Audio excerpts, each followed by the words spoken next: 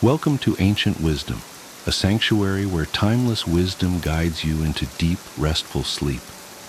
Let the wisdom of the ages quiet your mind, ease your worries, and carry you gently into the night. If you're here to relax, reflect, and drift into peaceful slumber, you're exactly where you need to be. Before you get too cozy, take a moment to like this video and subscribe to the channel. It really helps me bring more soothing content your way. Also, I'd love to know, where are you tuning in from, and what time is it for you right now? Share in the comments below. Now, settle in, get comfortable, and let the wisdom of the ages guide you into deep, restful sleep.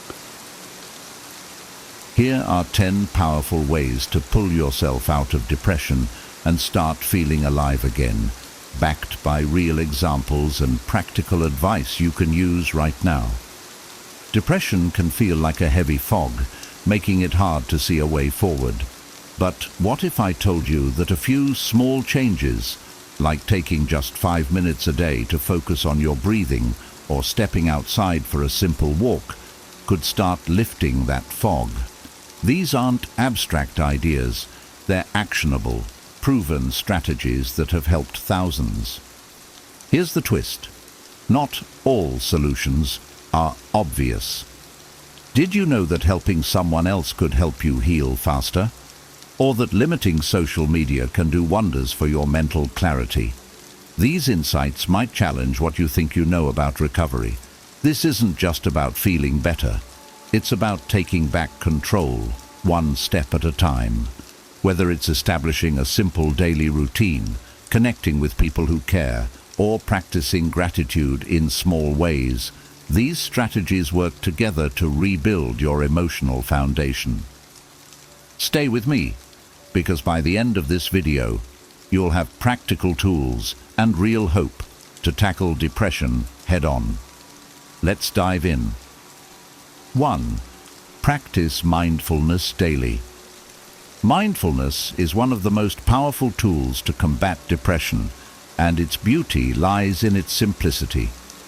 Depression often pulls us into the past, dwelling on regrets, mistakes, or lost opportunities, or thrusts us into the future, worrying about uncertainties. Mindfulness allows us to pause and fully experience the present moment, breaking this cycle of negativity. Take my friend Sarah, for example. She used to feel overwhelmed by her daily stress and constant thoughts about her past. Every evening, she'd find herself replaying conversations or worrying about things he couldn't control. One day, her therapist suggested mindfulness meditation. Initially skeptical, Sarah started small. She set a timer for 5 minutes and focused only on her breathing. Whenever her mind wandered, she gently brought it back. After a few weeks, Sarah noticed subtle changes. When she heard birds chirping outside, she paused to enjoy the sound instead of rushing through her morning. She started eating slower, savoring each bite of her meals rather than scrolling through her phone.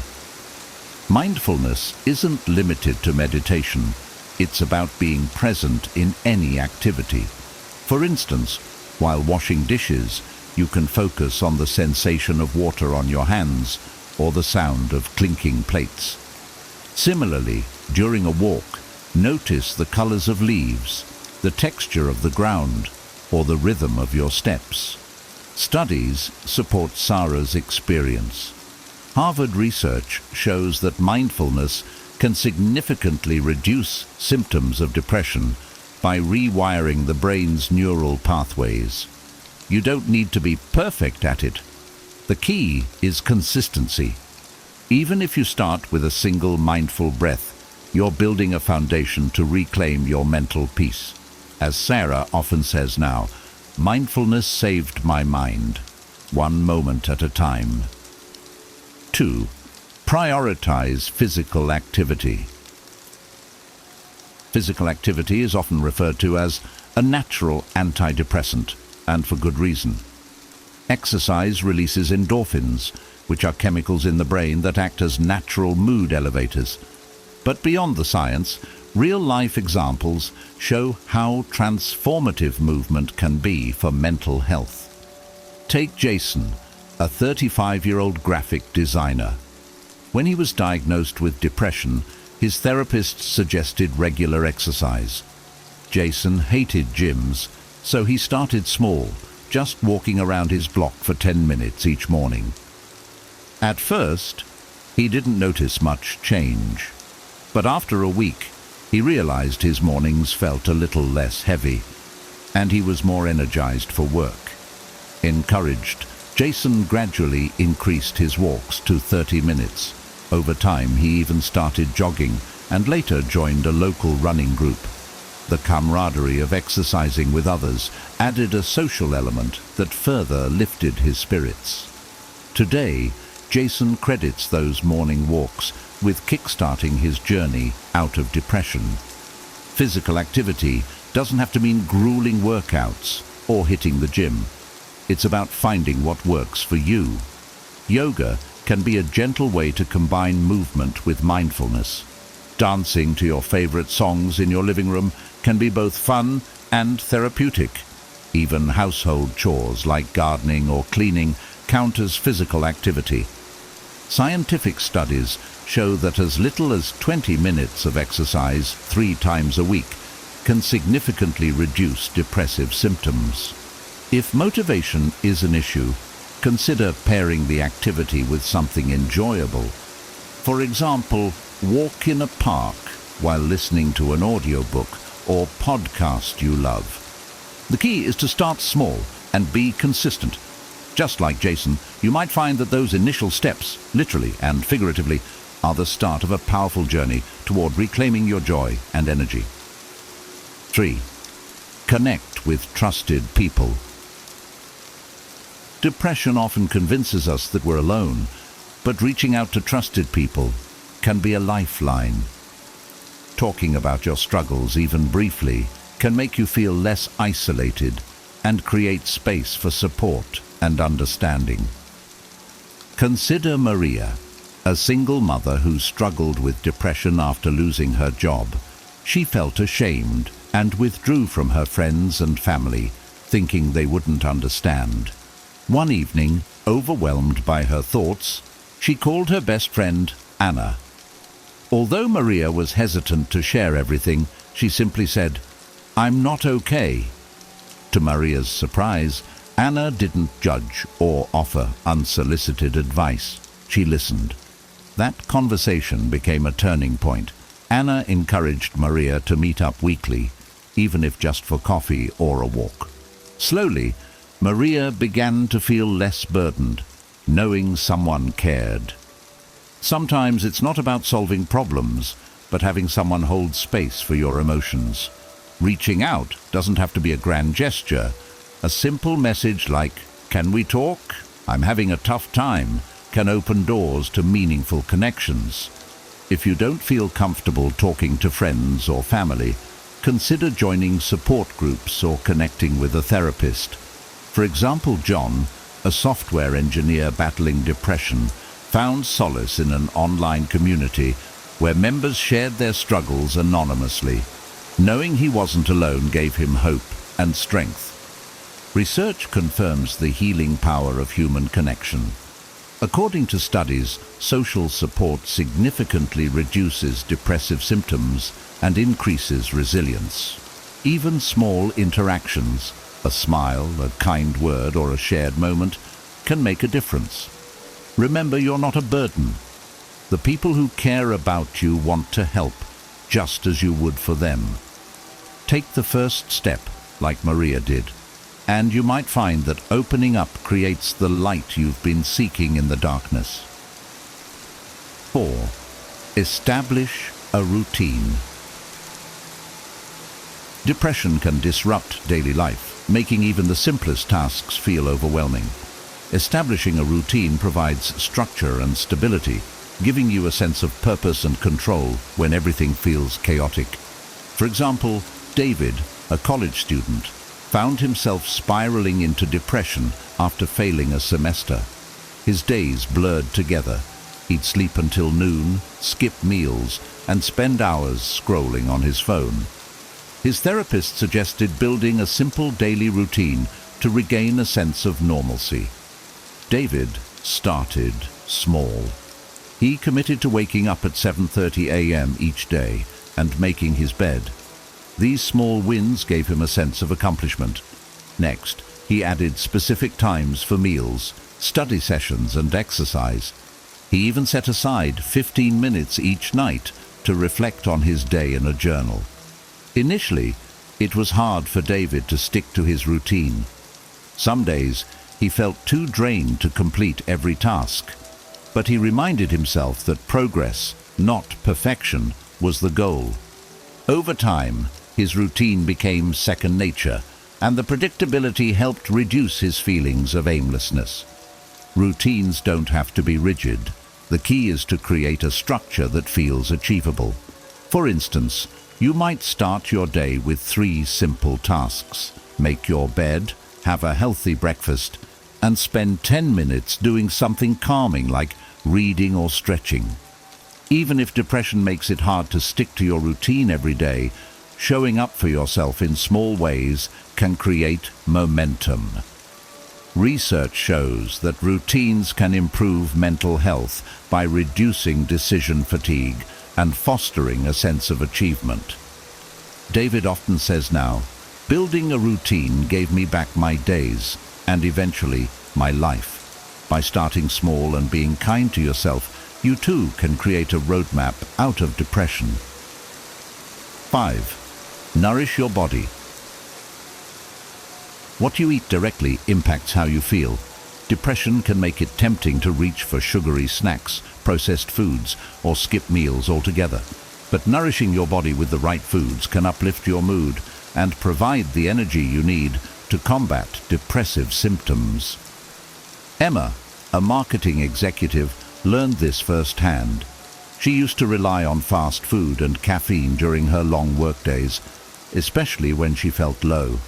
Her meals were quick fixes, burgers, chips, and endless cups of coffee. Over time, she noticed her energy levels crashing and her mood worsening. After consulting a nutritionist, Emma made small, manageable changes to her diet. She started incorporating omega-3 rich foods like salmon and walnuts, which are proven to support brain health. She swapped sugary snacks for fresh fruits like blueberries, known for their antioxidant properties. She also added leafy greens like spinach to her meals, boosting her intake of folate, a nutrient linked to improved mood. Within a few weeks, Emma felt the difference. Her energy was more consistent throughout the day, and her depressive episodes felt less overwhelming. She wasn't perfect. There were still days when she indulged in comfort food. But her overall habits shifted toward balance and nourishment. You don't have to overhaul your diet overnight. Start with simple changes, like drinking more water, adding a handful of nuts as a snack, or having a balanced breakfast. Avoid excessive sugar and processed foods, as they can lead to mood crashes. Research backs this up. A 2019 study found that a Mediterranean-style diet, rich in vegetables, fruits, whole grains, and healthy fats, can significantly reduce depression. Remember, food is fuel, not just for your body but for your mind. Like Emma, small dietary adjustments can pave the way to a healthier, happier you. 6. Engage in a creative outlet. Creativity can be a powerful escape from the grip of depression, providing a means to express emotions that might be too difficult to articulate. Engaging in a creative activity, whether it's painting, writing, crafting, or music, can help you process feelings and channel your energy into something meaningful. Consider Mark, a middle school teacher who battled depression after losing his father. Overwhelmed by grief and unable to open up to anyone, Mark felt stuck in a cycle of sadness and detachment. One evening, while rummaging through a closet, He found an old sketchbook from his college days. Hesitant but curious, he decided to start drawing again. At first, Mark's sketches were simple and unstructured, just random doodles while he listened to music. But as he kept at it, he found himself creating more elaborate drawings that reflected his emotions. A stormy sky represented his anger. A serene forest captured moments of peace. These drawings became a visual diary, helping him process his grief in a way words couldn't. Creative outlets don't have to be traditional art forms. Emily, for example, found baking therapeutic. The process of measuring ingredients, kneading dough, and watching her creations come to life gave her a sense of control and accomplishment during a particularly challenging time. Science supports this approach. Studies show that creative activities reduce stress and increase dopamine levels, which play a role in mood regulation. You don't have to be an artist or a chef. Creativity is personal and doesn't require perfection. Start with something simple. Write a poem, knit a scarf, or even color in a coloring book. Like Mark, you may find that expressing yourself creatively not only relieves depressive symptoms, but also reignites a sense of purpose and joy. 7. Practice gratitude. Depression often clouds our perspective, making it hard to see the positives in life. Practicing gratitude can help shift your focus from what's wrong to what's right, even in small ways. By acknowledging the good things, no matter how minor, you can reframe your outlook and reduce depressive symptoms. Take Lisa, a corporate lawyer who fell into depression after a stressful year at work. Her therapist suggested starting a gratitude journal. Skeptical at first, Lisa decided to give it a try. Each night before bed, she wrote down 3 things she was grateful for. The first few entries were simple. I had a good cup of coffee today, the sunset was beautiful, and I finished my work without overtime. Over time, Lisa found herself noticing more positive moments throughout the day, knowing she'd need to write about them later. This small habit shifted her mindset from focusing on her stress to appreciating life's everyday joys. Gratitude isn't just about journaling. It can be expressed in different ways. For example, John, a college student battling depression, started texting a friend or family member each day to thank them for something specific, like their support or a kind gesture. The responses he received deepened his connections and reminded him that he wasn't alone. Research supports the benefits of gratitude. Studies show that regularly practicing gratitude can increase happiness and reduce symptoms of depression by fostering a sense of appreciation and perspective. If writing or texting feels like too much, start mentally listing 3 things you're grateful for when you wake up or before you sleep. Like Lisa, you may find that even in the darkest times, gratitude is a light that can guide you toward healing. 8. Limit social media use. Social media, while a tool for connection, can often exacerbate feelings of inadequacy and loneliness, especially when you're battling depression. The curated highlight reels of others' lives can make you compare your worst moments to someone else's best, deepening the sense of despair. Emily, a 27-year-old designer, discovered this firsthand. After a breakup, she found herself scrolling endlessly through Instagram, seeing happy couples and picture-perfect vacations. It only made her feel worse. Her therapist suggested a 7-day social media detox to break the habit. Reluctantly, Emily removed social apps from her phone and replaced that time with activities like reading and journaling. By the end of the week, she felt lighter and more present in her daily life. Encouraged, she reinstalled the apps, but set boundaries. No more than 30 minutes a day, and no social media in the first hour after waking or before bed.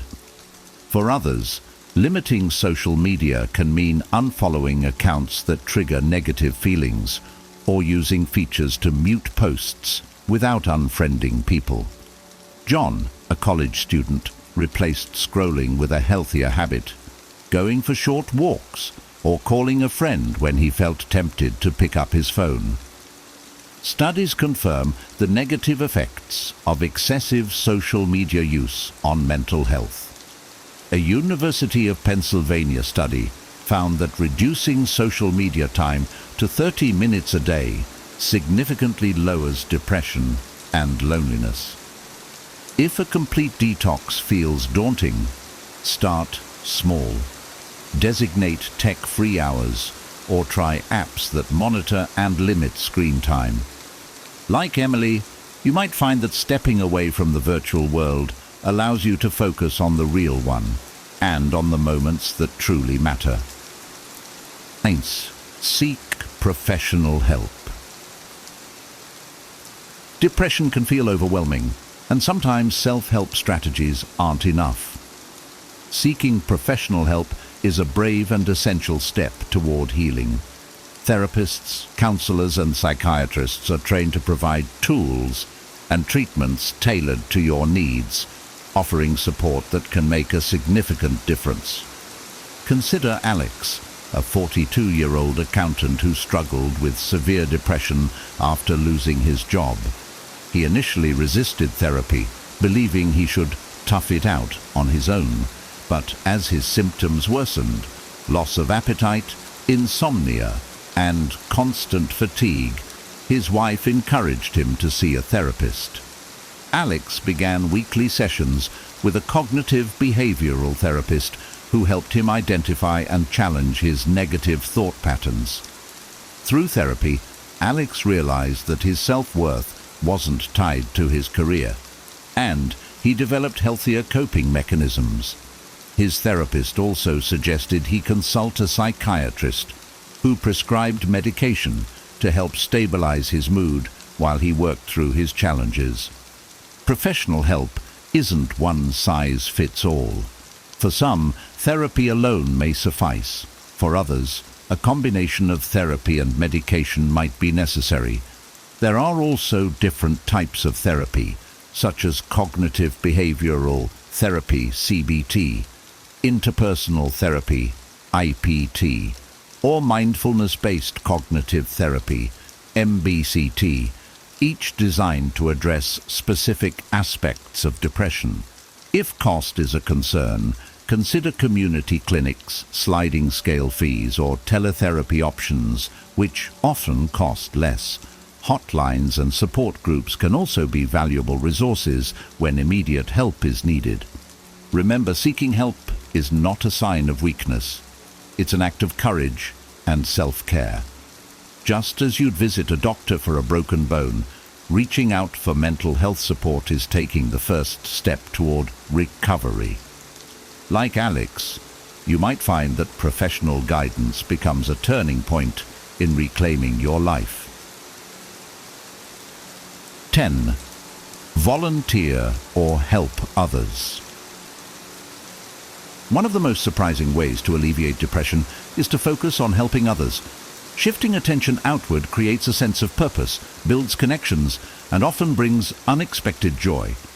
Take Priya, a 29-year-old teacher who fell into depression after a painful breakup. She felt stuck in a cycle of self-pity and loneliness. At the suggestion of a friend, Priya began volunteering at a local animal shelter. Initially, it was just a way to fill her weekends, but as she spent time caring for abandoned animals, she noticed a change in herself. Walking dogs, cleaning kennels, and seeing animals find new homes gave Priya a sense of accomplishment. Her depression didn't disappear overnight, but the act of helping beings who needed her made her feel valuable again. Helping others doesn't always require a formal commitment. Simple acts like cooking a meal for a neighbor, mentoring someone younger, or even being a listening ear to a friend in need can have a profound impact. For instance, Raj, an engineer, started tutoring underprivileged kids in math after feeling disconnected in his life. Seeing the children succeed gave him a sense of fulfillment he hadn't felt in years. Research backs up these experiences. Studies show that acts of kindness and volunteering not only boost the well-being of the recipient, but also enhance the giver's mental health by activating the brain's reward systems. If you're unsure where to start, think about causes that resonate with you. Love animals? Volunteer at a shelter? Enjoy gardening? Join a community project? Even online opportunities like mentoring or supporting a charity can make a difference. As Priya often reflects, when I started helping others, I unknowingly helped myself. It reminded me that even in my darkness, I could be a light for someone else. Depression can feel like an insurmountable challenge, but the truth is, even the smallest steps can lead to big changes. Whether you choose to practice mindfulness, start a gratitude journal, or reconnect with loved ones, these strategies can help you reclaim your life, one day at a time. If you found these 10 powerful ways helpful, don't keep them to yourself. Share this video with someone who might need it. And if you haven't already, hit the like button to let us know this content resonated with you. Don't forget to subscribe for more actionable advice to improve your life and boost your mental well-being. I'd love to hear your thoughts and takeaways. What resonated with you the most? Have you tried any of these strategies, or do you have others to share? Drop your comments below and let's start a conversation. Remember, you're not alone in this. You have the strength to overcome, and every step forward matters. See you in the next video. Ever wondered if you're overlooking crucial signs in your relationship that suggest it's time to walk away? Relationships are complex, and sometimes it's hard to see the red flags when you're emotionally invested. Imagine if you had a guide to help you recognize these signs and make informed decisions for your well-being. In this video, we delve into the wisdom of Stoicism to uncover 15 critical insights that can help you determine when it's wise to end a relationship. These timeless principles will empower you to prioritize your self-respect and emotional health, ensuring you only invest in relationships that truly enrich a life. Let's explore these insights together, starting with a common but often overlooked red flag: controlling behavior. Number 1, controlling behavior. If your partner demands you give up your hobbies or friends, it's a red flag for controlling behavior. In a healthy relationship, both partners should feel free to pursue their interests and maintain their social connections. Imagine you're passionate about playing basketball with your friends every Saturday. It's your time to unwind, stay fit, and socialize. However, your partner constantly complains about this hobby, insisting that you should spend Saturdays with them instead. They might say things like, "If you really loved me, you'd spend more time with me on weekends," or "Your friends are a bad influence on you." This kind of behavior is not just about them wanting to spend more time together. It's about control. Over time, you might find yourself isolated, having given up not only basketball, but also other hobbies and friendships that were important to you. Your world shrinks to revolve solely around them, and this can lead to resentment and a loss of personal identity. For example, consider John's story. John loved playing the guitar and often jammed with his band. His girlfriend, however, didn't like the time he spent away from her and demanded he quit the band. Reluctantly, John agreed, but he soon found himself feeling trapped and unhappy. The relationship eventually ended because John realized he had sacrificed too much of himself to appease his partner. A controlling partner's demands can erode your sense of self and well-being. It's crucial to recognize these signs early and address them, or if necessary, walk away to preserve your independence and happiness. Number 2, infidelity. Unfaithfulness is a deal breaker, and downplaying it as a one-time mistake is unacceptable. Trust is the cornerstone of any relationship. When your partner cheats, it shatters this foundation. For instance, imagine discovering that your partner has been texting and meeting up with someone else. They may brush it off, saying, "It was just a fling. It meant nothing." But infidelity, regardless of how it's framed, is a profound breach of trust and respect. Take Sarah's experience as an example. She found out that her boyfriend had cheated on her during a business trip. When confronted, he dismissed it as a one-time mistake and begged for forgiveness. Despite his apologies, Sarah couldn't shake off the betrayal. Every time he went on another trip, she was consumed by doubt and insecurity. This constant state of anxiety eroded her self-esteem and well-being. Infidelity doesn't just hurt in the moment. Its effects linger, creating a toxic environment filled with suspicion and pain. It's crucial to acknowledge that staying in a relationship after such a betrayal often leads to prolonged emotional suffering. Walking away from an unfaithful partner is essential to preserving your dignity and mental health. Number 3, lack of effort. A partner who makes little to no effort to contribute to the relationship or support you emotionally is not committed. A healthy relationship thrives on mutual effort. Both partners should actively participate in making each other feel valued and supported. Imagine you're always the one planning dates, initiating conversations, and showing interest in your partner's life while they barely reciprocate. This imbalance indicates a lack of genuine commitment. Consider David and Lisa's relationship. David noticed that he was always the one cooking meals, organizing outings, and checking in on Lisa's well-being. Lisa, however, rarely did the same for him. When David brought it up, Lisa dismissed his concerns, saying she was just not good at those things. Over time, David felt unappreciated and exhausted from carrying the weight of the relationship alone. A partner who doesn't put in the effort shows a lack of respect and appreciation for you. Relationships require work from both sides, and if your partner isn't willing to meet you halfway, it's a clear sign that they're not fully invested. It's wise to reconsider your involvement in such a one-sided dynamic. Chai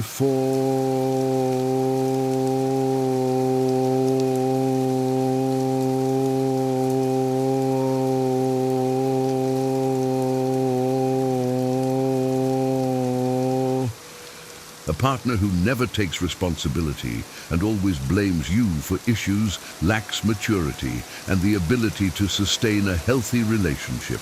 Accountability is vital in any relationship. When problems arise, both partners should be willing to acknowledge their part and work towards a solution. If your partner consistently shifts the blame onto you, it shows a lack of maturity and an inability to self-reflect. Imagine you and your partner have a disagreement about finances. Instead of discussing the issue calmly, your partner immediately accuses you of poor money management, despite you both having made financial decisions together. This pattern of blame shifting can create a toxic environment where you feel constantly at fault and undervalued. Take Anna and Mark's story. Whenever an argument arose, Mark would twist the situation to make it seem like Anna's fault, even when it clearly wasn't. Over time, Anna began to doubt herself and her decisions, feeling increasingly powerless in the relationship.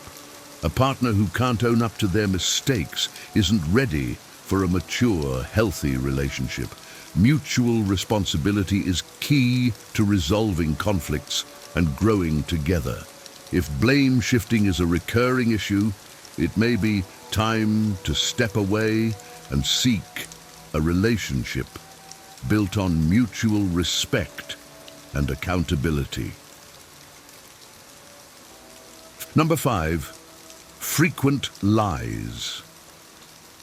Dishonesty, even about minor issues, can indicate deeper trust issues and a lack of integrity. Honesty is the bedrock of trust. When your partner lies, it erodes the trust that binds you. Even small, seemingly insignificant lies can accumulate, leading to a web of deceit that damages the relationship. Consider Emily and Jack's relationship. Jack often lied about small things like where he was or who he was with. Emily initially dismissed these lies as harmless, but over time she began to feel increasingly suspicious and anxious. Each lie, no matter how small, chipped away at her trust in Jack. Honesty is crucial for a healthy relationship. When lies become a regular occurrence, it signals a deeper issue of integrity and respect. A partner who values you will be honest, even when it's uncomfortable. If dishonesty is a persistent problem, it's essential to reassess the relationship and consider moving on for your peace of mind. Number 6, dismissing feelings. A partner who dismisses your feelings and calls you overly sensitive is not respecting your emotions. Your emotions are valid and deserve to be acknowledged and respected. If your partner dismisses your feelings, it shows a lack of empathy and understanding. Imagine sharing your disappointment about a cancelled date, and your partner responds with, "You're being too sensitive. It's not a big deal." Take Mia's experience. Whenever she expressed her feelings about something that upset her, her boyfriend would dismiss her as overly emotional. He would often say, "You need to toughen up," instead of addressing her concerns. This dismissal made Mia feel unheard and invalidated. A partner who belittles your emotions is not valuing your perspective. It's important to be with someone who listens and empathizes with your feelings. Dismissing emotions can lead to a buildup of resentment and hurt. If your partner consistently invalidates your feelings, it's a sign to consider leaving the relationship for your emotional well-being. Number 7, talking about exes. Frequent mentions of past relationships suggest that your partner might still be hung up on their ex, making you a rebound. Constantly hearing about your partner's ex can be unsettling and indicates unresolved feelings. Imagine cooking dinner together and your partner frequently brings up how their ex used to do things differently. This comparison can make you feel inadequate and undervalued. Consider Tom's situation. His girlfriend often reminisced about her ex, even during intimate moments. She would say things like, "My ex used to take me to this restaurant," making Tom feel like he was constantly being compared. This behavior made Tom question his place in her heart. Talking about exes can signify that your partner hasn't fully moved on. A healthy relationship focuses on the present and future, not the past. If your partner frequently brings up their ex, it might be a sign that they're not ready for a new relationship. It's important to address this issue and, if necessary, walk away to protect your emotional health. Number 8, self-centeredness. And if your partner is only interested in themselves and not in your achievements or goals, it's a sign they may not truly care about you. A balanced relationship involves mutual interest and support. If your partner is consistently self-centered, it can feel like your needs and aspirations are ignored. For example, imagine sharing exciting news about a promotion at work, but your partner quickly changes the topic to their own day without acknowledging your achievement. Consider Julia's experience. Whenever she tried to discuss her goals and dreams, her boyfriend would divert the conversation to his interests. He rarely asked about her day or supported her ambitions. Julia felt increasingly neglected and unimportant in the relationship. A self-centered partner fails to provide the emotional support necessary for a healthy relationship. It's essential to be with someone who celebrates your successes and stands by you during challenges. If your partner is only focused on themselves, it's a red flag that they may not truly value the relationship. Number 9, false accusations. Baseless accusations of cheating erode trust and indicate deeper issues in the relationship. Trust is fundamental in any relationship. When your partner accuses you of infidelity without evidence, it shows insecurity and a lack of trust. Imagine being constantly questioned about your whereabouts or who you're talking to, despite having done nothing wrong. Take Rachel's story. Her boyfriend frequently accused her of cheating whenever she spent time with friends or stayed late at work. These accusations were unfounded and stemmed from his own insecurities. The constant need to defend herself made Rachel feel suffocated and mistrusted. False accusations create a toxic environment where you're perpetually on the defensive. Trust should be built on mutual respect and confidence in each other. If your partner's baseless accusations persist, it's a sign of deeper issues that need to be addressed. Sometimes the healthiest choice is to walk away from such a draining situation. Number 10, always busy. If your partner is constantly too busy for you, it indicates a lack of genuine interest in the relationship. Time and attention are crucial for maintaining a strong relationship. If your partner frequently uses their busy schedule as an excuse to avoid spending time with you, it signals a lack of priority. Imagine messaging your partner about meeting up only to receive responses like, "I'm swamped at work," or "maybe next week." Consider Alex's experience. His girlfriend always claimed she was too busy with work and personal commitments to see him. While Alex made time for her despite his own hectic schedule, she rarely reciprocated. This consistent brush-off made Alex feel unimportant and undervalued. A partner who truly cares will make time for you, no matter how busy they are. It's about finding balance and showing that the relationship matters. If your partner is perpetually unavailable, it's a red flag that their interest might not be as strong as yours. It's important to recognize this and consider whether the relationship is meeting your needs. Number 11, pointing out flaws. Constant criticism from your partner indicates they are not supportive and may hinder your personal growth. Constructive feedback is essential, but constant criticism can be damaging. Imagine your partner frequently pointing out your mistakes and flaws, making you feel inadequate. Instead of focusing on your strengths and encouraging your growth, they highlight your shortcomings, eroding your self-esteem. Consider Leo's experience. His girlfriend often criticized his appearance, career choices, and even his hobbies. Comments like, "You should dress better," or "Why are you still stuck in that dead-end job?" became common. Over time, Leo began to doubt his worth and felt discouraged from pursuing his passions. In a healthy relationship, partners should uplift and support each other. Constantly pointing out flaws shows a lack of respect and appreciation.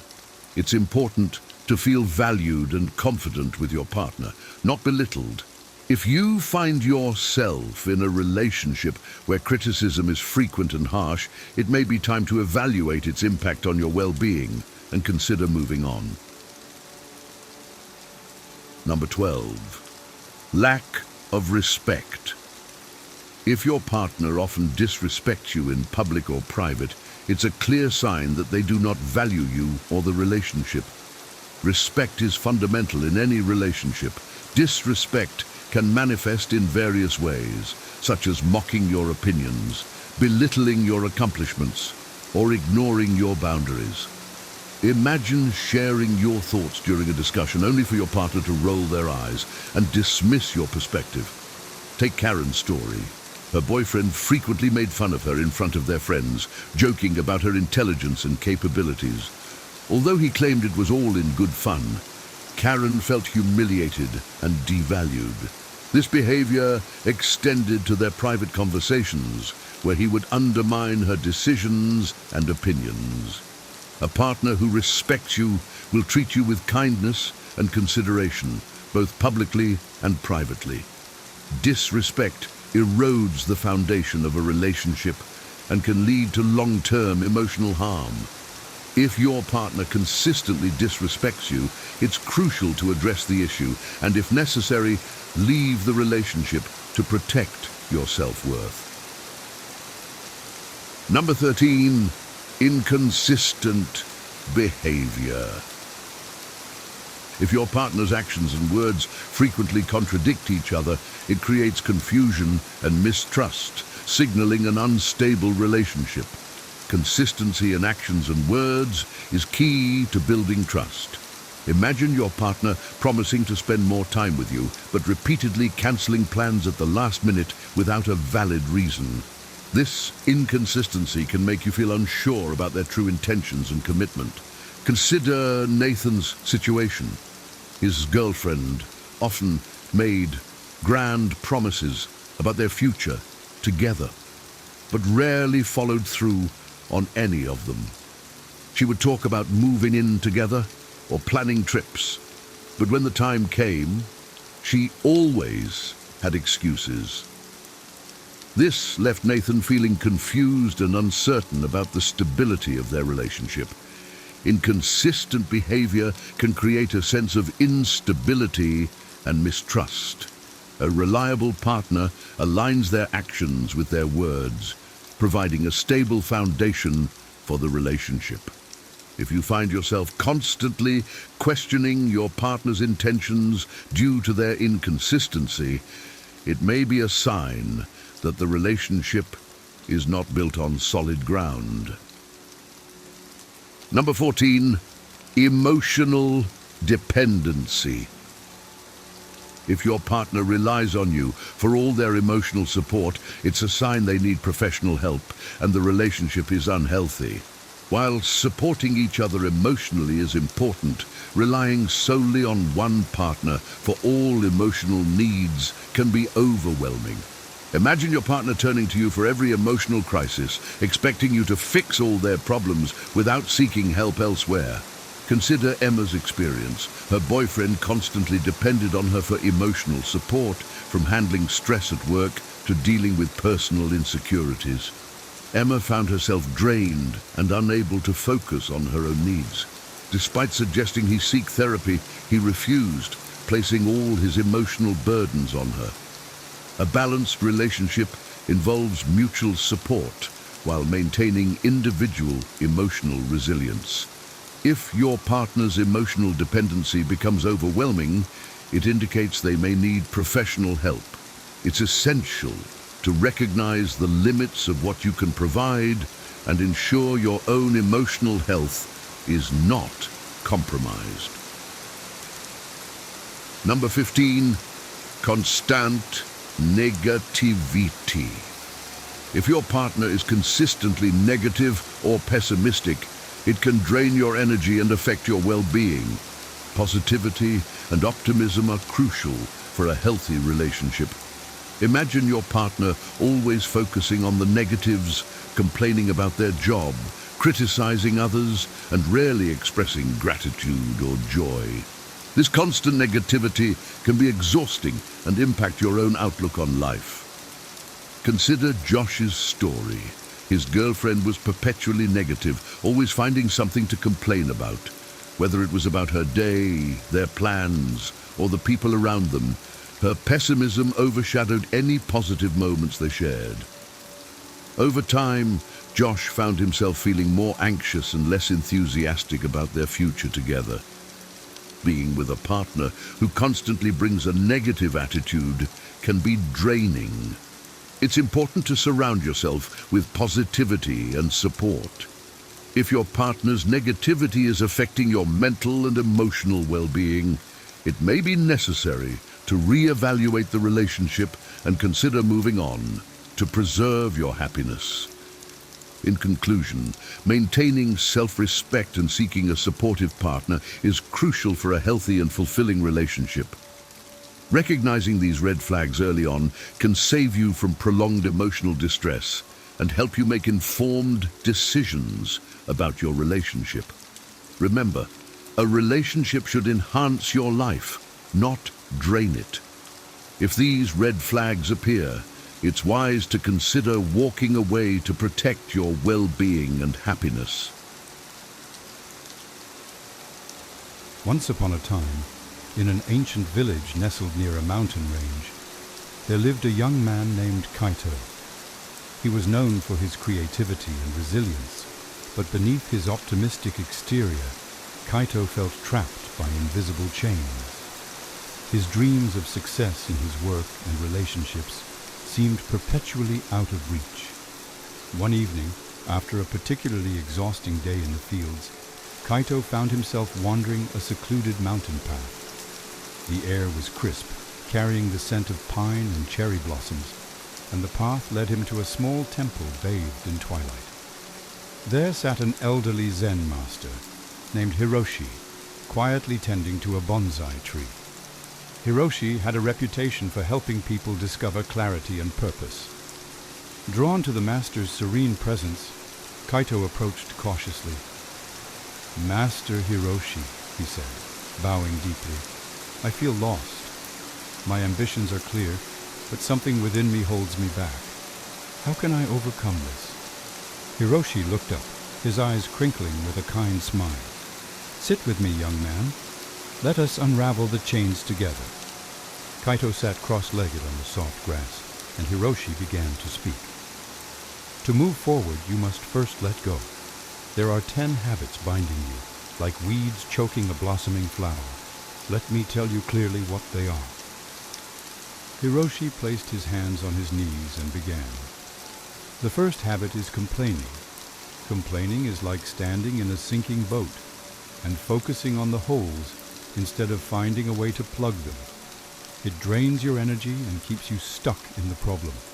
Instead, practice gratitude. Gratitude allows you to see the resources and opportunities around you. For instance, if your work in the fields frustrates you, focus on the strength it has built in your body or the harvest it provides for your family. Gratitude doesn't ignore the challenges. It simply gives you the strength to address them with clarity." Kaito paused, thinking about how often he complained about the hard labor. "I do focus too much on what's wrong," he admitted. "Maybe if I shifted my energy to appreciating what I have, I could start seeing solutions instead of obstacles." He resolved to start each day by listing 3 things he was grateful for. "Second," Hiroshi continued, "comparison is the thief of joy. Imagine a garden where you constantly compare one flower to another. You'll never appreciate the unique beauty of each bloom. When you compare yourself to others, you undermine your own journey and miss the joy of personal growth. Measure your progress against your past self, not against others. Celebrate their successes as inspiration, not as benchmarks for your worth. Remember, the path you're on is yours alone, shaped by your experiences and dreams." Kaito nodded slowly. "I compare myself to the other farmers all the time, and it makes me feel like I'm not good enough. But if I focus on how far I've come, I might feel more confident about my own path." "Third is perfectionism," Hiroshi said. "Perfectionism paralyzes action because it convinces you that nothing is good enough unless it's flawless. Waiting for the perfect moment means you never start. Life doesn't demand perfection. It asks for effort and progress. Begin with what you have and refine as you go. Consider the bonsai tree. It doesn't grow in a day. Each snip and adjustment shapes it over time. Your efforts are the same. Start small. and you'll achieve greatness through consistent refinement.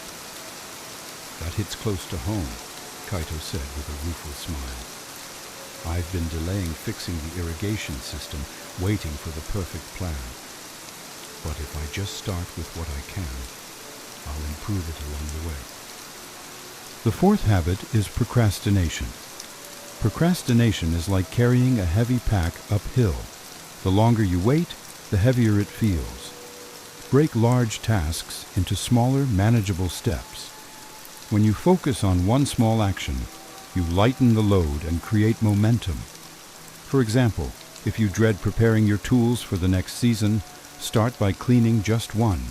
Action, no matter how small, diminishes fear and builds confidence. I've definitely felt that weight, Kaito admitted. If I can just start with something small, even if it's just sharpening one tool, maybe I can build momentum. Fifth, Hiroshi continued, is overcommitting. Imagine a single flame trying to light too many candles. It spreads itself too thin and risks extinguishing entirely. When you say yes to everything, you dilute your focus and drain your energy. Learn to prioritize. Say no to what doesn't align with your values and goals so you can say yes to what truly matters. It's not selfish. It's necessary for growth and balance. Kaito sighed. I hate saying no because I don't want to disappoint people, but I see how it's draining me.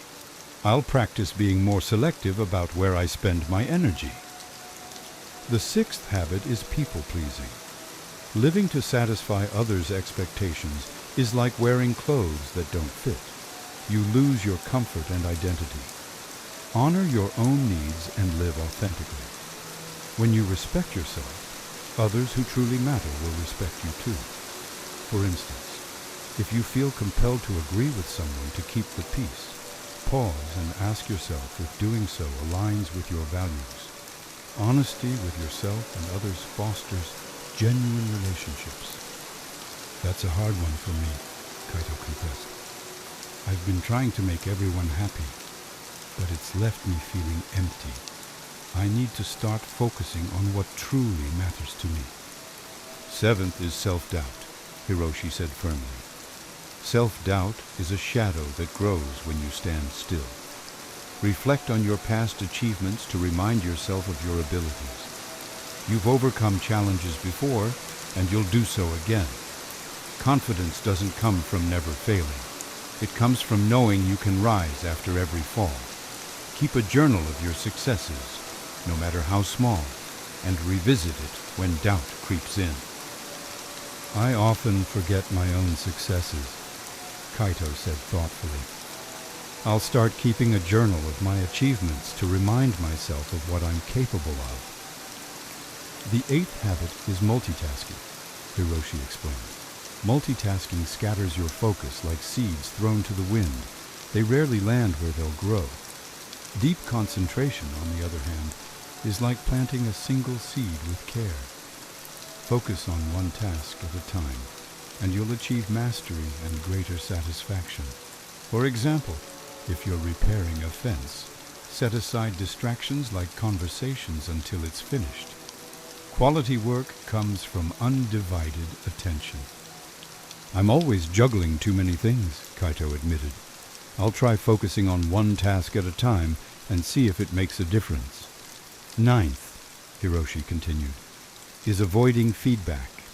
Feedback is a mirror that reflects areas for growth. Embrace it with humility and curiosity.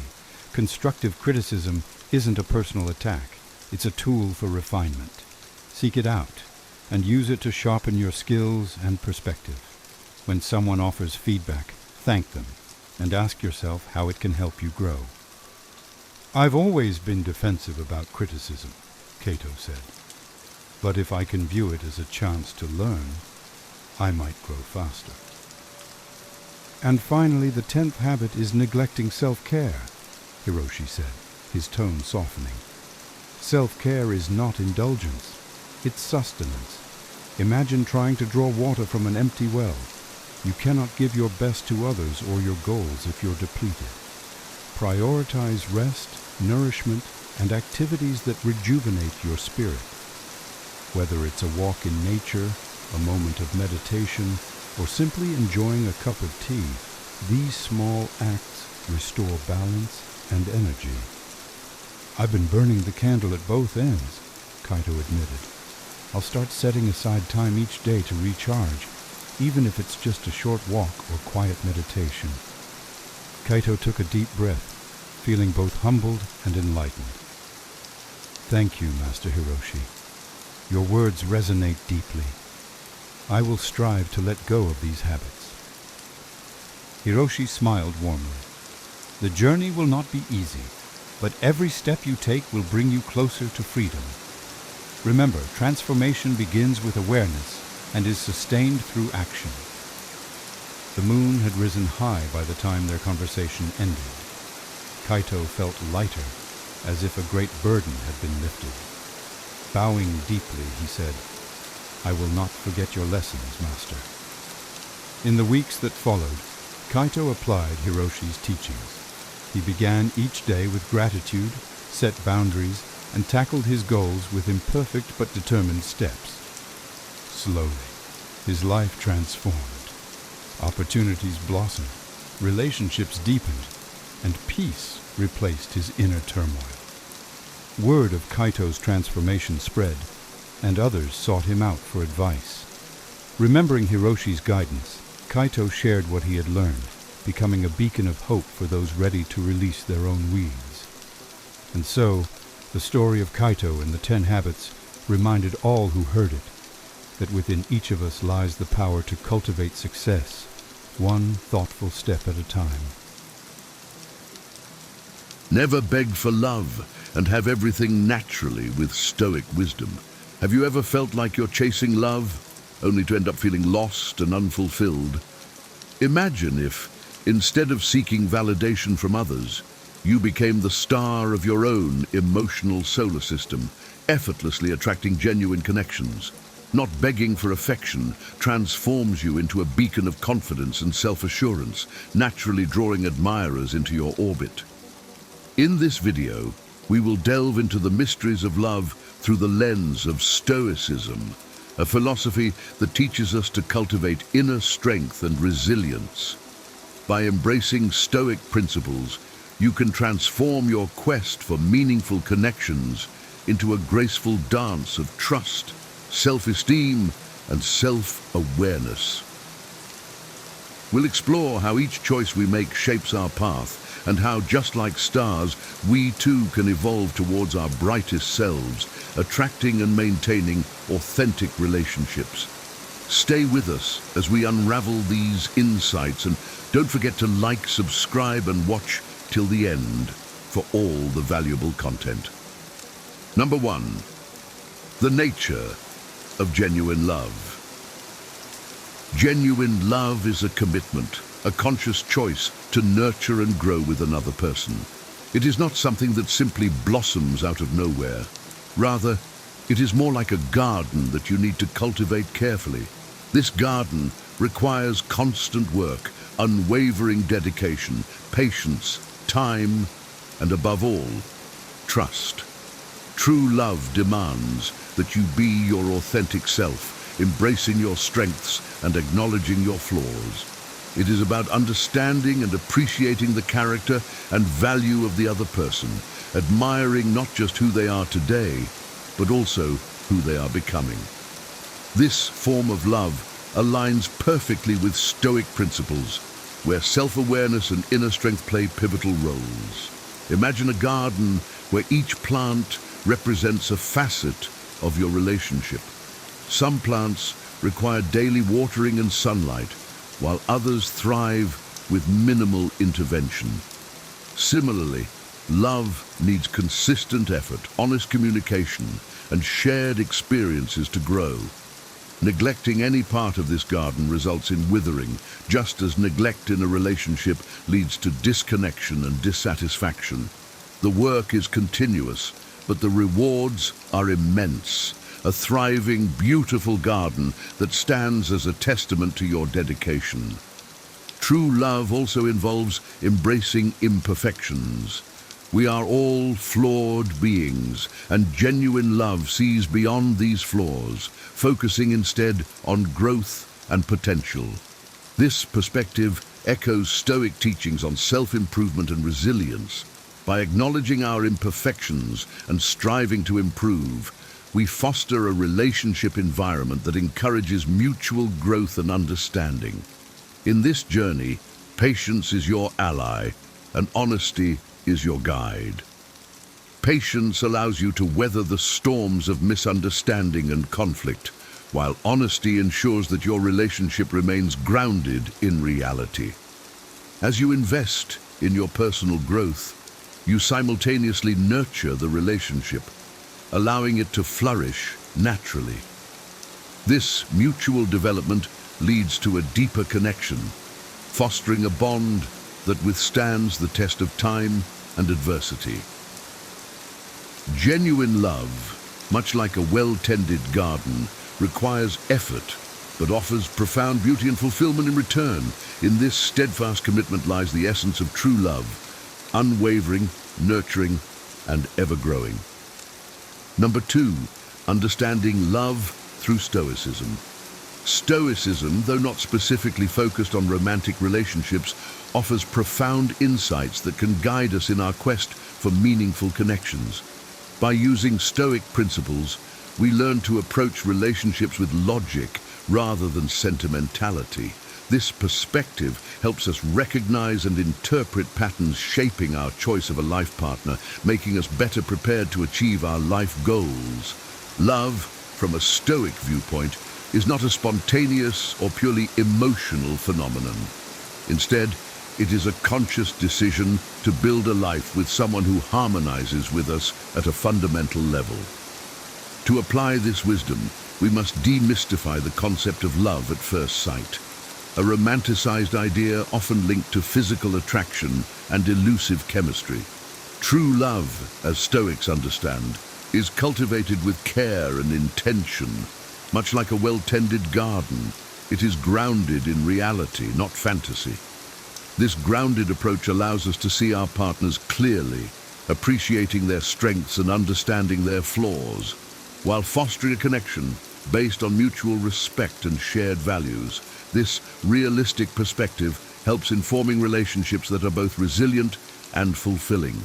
Stoicism teaches us to focus on what we can control and accept what we cannot. In relationships, this means recognizing that while we cannot control our partner's actions or feelings, we can control our responses and efforts. This focus on personal responsibility encourages a balanced, equitable partnership where both individuals contribute to the relationship's success. By acknowledging the impermanence of emotions and the importance of rational decision-making, Stoics provide a framework for building lasting, meaningful connections. By embracing Stoic principles, we cultivate a relationship environment where both partners feel valued and respected. This approach leads to deeper, more fulfilling connections that enhance our personal growth and happiness. Love, seen through the lens of Stoicism, becomes a deliberate and enriching part of our lives, helping us achieve harmony and purpose in our most important relationships. Number 3, key components of true love. True love is an intricate dance of mutual respect, commitment, and appreciation. It goes beyond mere physical attraction or fleeting emotions. It is about seeing and valuing the essence of the other person, respecting their journey, and supporting their growth. This kind of love requires you to admire and appreciate not only who your partner is today, but also who they aspire to become. In Stoic philosophy, love is a reflection of virtue, where the relationship is built on the pillars of honesty, integrity, and shared values. In true love, the connection between partners is rooted in mutual respect and a deep understanding of each other's character. This connection is not swayed by superficial qualities, but is built on a solid foundation of shared principles and life goals. By focusing on inner beauty and character, we create a lasting bond that endures the challenges of time. True love, in its purest form, is about a deep connection that remains solid and vibrant despite the passing years. It is a partnership where both individuals grow together, supporting and uplifting each other, leading to a life of shared happiness and fulfillment. It's essential to differentiate true love from obsession or simple physical attraction, as these can lead to toxic and problematic relationships. Obsession often stems from insecurity and a desire to possess, while true love is about freedom and mutual respect. In true love, there is no room for control or manipulation. Instead, it thrives on trust and open communication. By embracing these principles, we cultivate a relationship environment where both partners feel valued and respected. In a world often obsessed with external appearances, it's crucial to remember that true love looks beyond the surface. It values the essence of a person, their virtues, and their potential. This Stoic approach to love ensures that our relationships are grounded in reality and built on a foundation that can withstand the tests of time and adversity. Number 4, practicing reciprocity. Reciprocity is the cornerstone of any healthy relationship. It involves a mutual exchange of respect, care, and appreciation. In Stoic terms, reciprocity is about returning the good we receive from others, acting justly and generously. It is an essential virtue for living harmoniously in society and is equally vital in romantic relationships. By practicing reciprocity, we express our gratitude and recognition for the other person, thereby strengthening the bonds that hold us together. In a romantic relationship, reciprocity means both partners are equally invested in each other's well-being, creating a balanced and nurturing environment. It is about giving as much as you receive, fostering a sense of equality and mutual support. This practice promotes harmony and cooperation, ensuring that both partners feel valued and respected. In a Stoic relationship, reciprocity means both partners are equally invested in each other's well-being, creating a balanced and nurturing environment. Reciprocity is not just about grand gestures. It is found in everyday acts of kindness and consideration. It involves listening attentively, offering support during tough times, and celebrating each other's successes. This approach not only strengthens the relationship, but also contributes to personal growth and self-awareness. By embracing reciprocity, we cultivate a partnership that is built on trust, respect, and a shared commitment to each other's happiness and fulfillment. When both partners practice reciprocity, the relationship flourishes. Each act of kindness and support reinforces the bond, creating a positive cycle of giving and receiving. This mutual exchange nurtures the relationship, making it more resilient to challenges and enriching both partners' lives. Reciprocity, therefore, is a fundamental component of true love, ensuring that both individuals feel valued and appreciated. Number 5, managing relationship challenges. Relationships are not without their challenges, and managing them requires wisdom and resilience. It is crucial to preserve your self-respect and recognize when it is time to move on.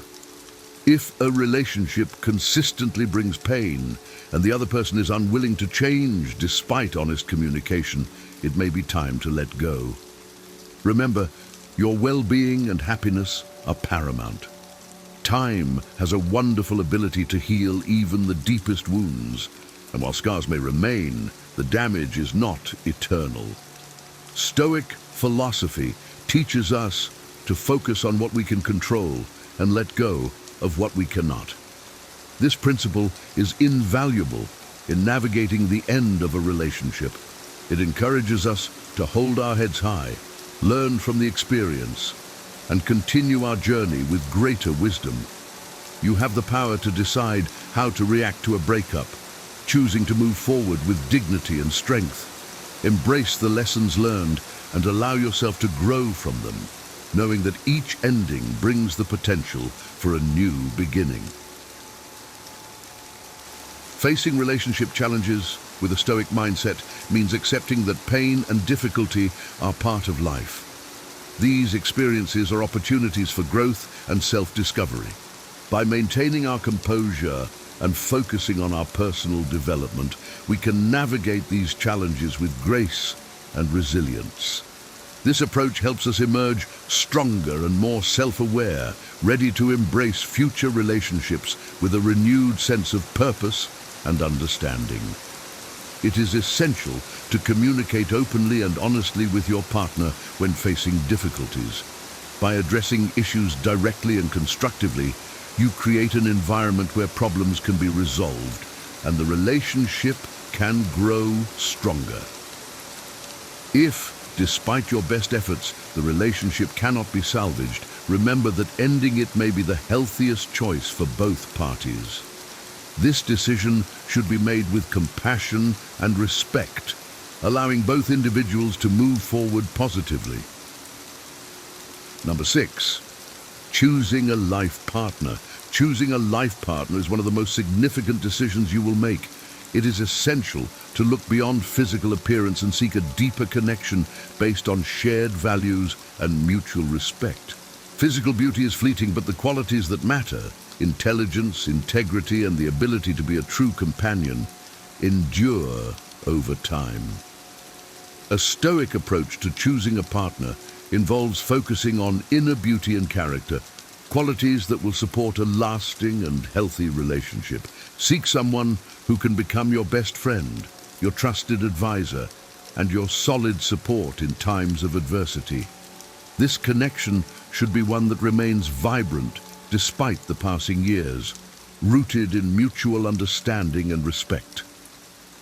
Avoid the obsession with finding the physically perfect person, and instead channel your energy into finding a partner who stands out for their character and the potential to grow with you.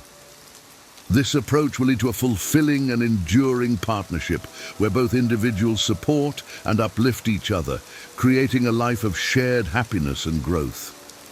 In choosing a life partner, it is vital to consider their values and how they align with your own. Shared values create a strong foundation for a relationship, ensuring that both partners are moving in the same direction and supporting each other's goals. This alignment fosters a sense of unity and purpose, making it easier to navigate life's challenges together. Additionally, look for a partner who embodies the virtues you admire. These virtues might include kindness, honesty, humility, and perseverance. By surrounding yourself with someone who reflects these qualities, you create an environment that encourages your own growth and development. This mutual influence leads to a more fulfilling and enriching relationship. Ultimately, the goal is to find a partner with whom you can build a life based on mutual respect, shared values, and a commitment to personal and collective growth. This Stoic approach to choosing a life partner ensures that your relationship is grounded in reality and built on a foundation that can withstand the tests of time and adversity. Number 7. Examples of Stoic relationships. Marcus Aurelius and his wife Faustina exemplify a Stoic relationship built on mutual respect, support, and shared values. Their partnership was a testament to the principles of Stoicism, where love is a conscious commitment to nurture and grow together. Despite the pressures of ruling an empire and facing personal losses, Marcus Aurelius found solace and strength in his relationship with Faustina. They practiced temperance, justice, courage, and wisdom, the cardinal virtues of Stoicism, not only in their governance, but also in their personal lives. Their relationship was not without challenges and rumors, but Marcus Aurelius defended their bond with unwavering faith and loyalty. This steadfastness is a reflection of Stoic moral courage and the value of true love. By choosing a partner based on character and integrity, and by supporting each other through adversity, they created a relationship that was both powerful and enduring. Their example teaches us that true love, from a Stoic perspective, is a choice rooted in virtue and mutual respect, leading to a life of shared growth and fulfillment. In the journey of love, embracing Stoic principles can transform your relationships into sources of strength and personal growth. By being true to yourself, practicing reciprocity, and choosing partners based on character and shared values, you lay the foundation for a fulfilling and enduring connection. Remember, your well-being and happiness are deeply intertwined with the relationships you cultivate. As you apply these insights, you'll find that love becomes a beacon of stability and wisdom in your life. If you've found this exploration of Stoic love insightful, I invite you to join our community of wisdom seekers. Like this video to show your support, subscribe to our channel for more content on cultivating wisdom and happiness, and share your own experiences in the comments below. Your journey towards a brighter, more fulfilling life begins with a single step. Stay strong, stay focused, and continue to grow with us. See you in the next video. Have you ever found yourself brimming with ideas and ambitions, only to see them fizzle out after a few weeks? Do you often start projects with enthusiasm, but struggle to maintain the momentum needed to see them through? If so, you're not alone. Many people grapple with the challenge of consistency, knowing deep down that they have more to give, more to achieve, and more to experience in this life, but feeling unable to sustain the actions required to reach their full potential. Consistency is the secret ingredient that transforms fleeting efforts into enduring success. It's not about grand gestures or bursts of intense activity, but about the steady, disciplined actions taken day in and day out. In the words of Jim Rohn, success is nothing more than a few simple disciplines practiced every day. This seemingly simple yet profoundly powerful truth is what separates those who merely dream from those who achieve. In this guide, we will explore the essence of consistency and how you can cultivate it in your life. By delving into 3 foundational principles, clarifying your why, accountability, and intentional action, you'll discover the tools and mindset needed to build a life of unwavering discipline and remarkable achievements. This journey is not just about accomplishing goals, it's about transforming your approach to life, embracing a Stoic philosophy that emphasizes resilience, purpose, and relentless commitment. Prepare to unlock the potential within you, to harness the power of consistency, and to achieve the kind of lasting success that most people only ever dream of. Let's embark on this journey together, starting with the first crucial step, clarifying your why. Number 1, clarify your why. To embark on any meaningful journey, you must first understand the deeper reason behind your actions. This is not just about setting goals, it's about uncovering the core purpose that drives you, the why that ignites your passion and keeps you resilient in the face of adversity. When you have a profound reason guiding your actions, you are equipped with an anchor, a steadying force that ensures you remain focused and motivated, no matter how turbulent the waters of life may become. In the philosophy of Stoicism, clarity of purpose is paramount. The ancient Stoics believed that to live a fulfilling life, one must act in harmony with their values and principles. This alignment between your actions and your core beliefs forms the bedrock of true consistency. Ask yourself, what is it that you deeply desire? What values do you hold most sacred? What vision do you have for your life, not just in terms of achievements, but in the way you live and the impact you leave behind? Your why should be a beacon that guides you through the darkest times.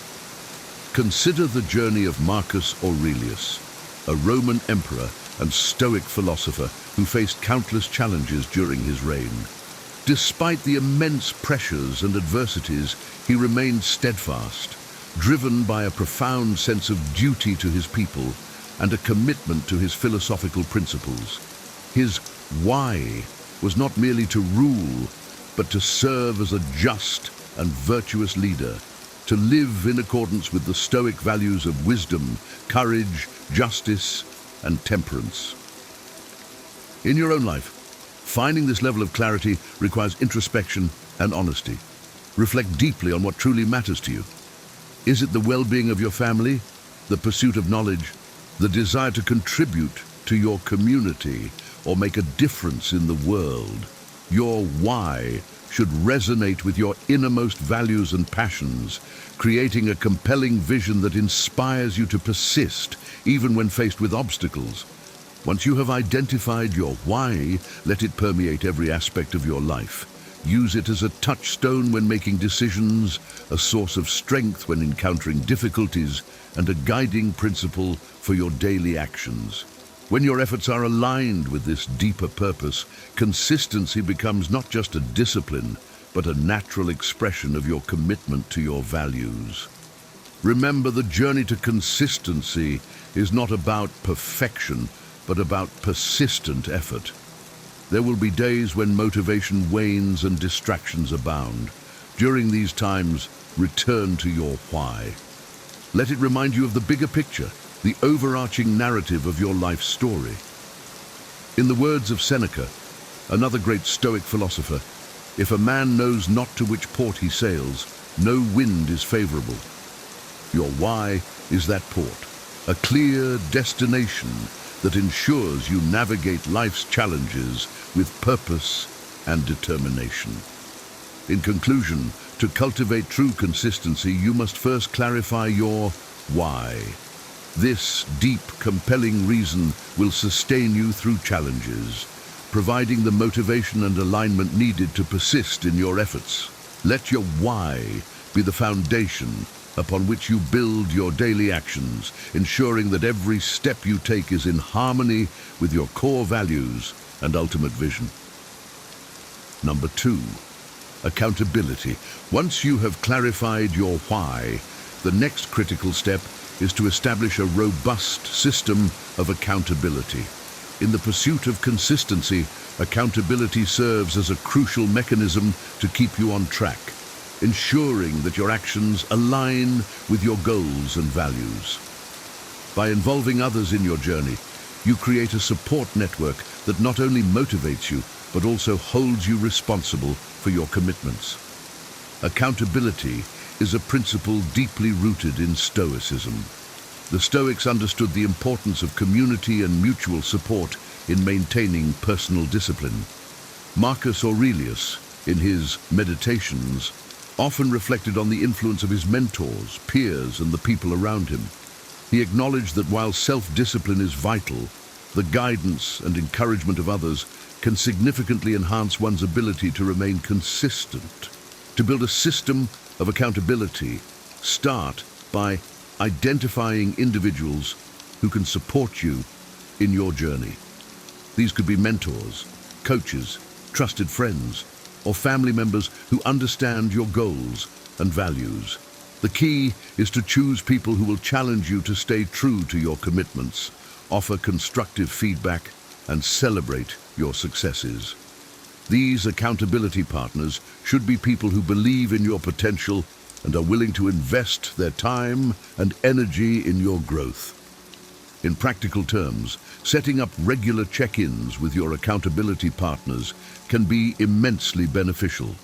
These sessions can serve as a platform for you to discuss your progress, share challenges, and receive guidance.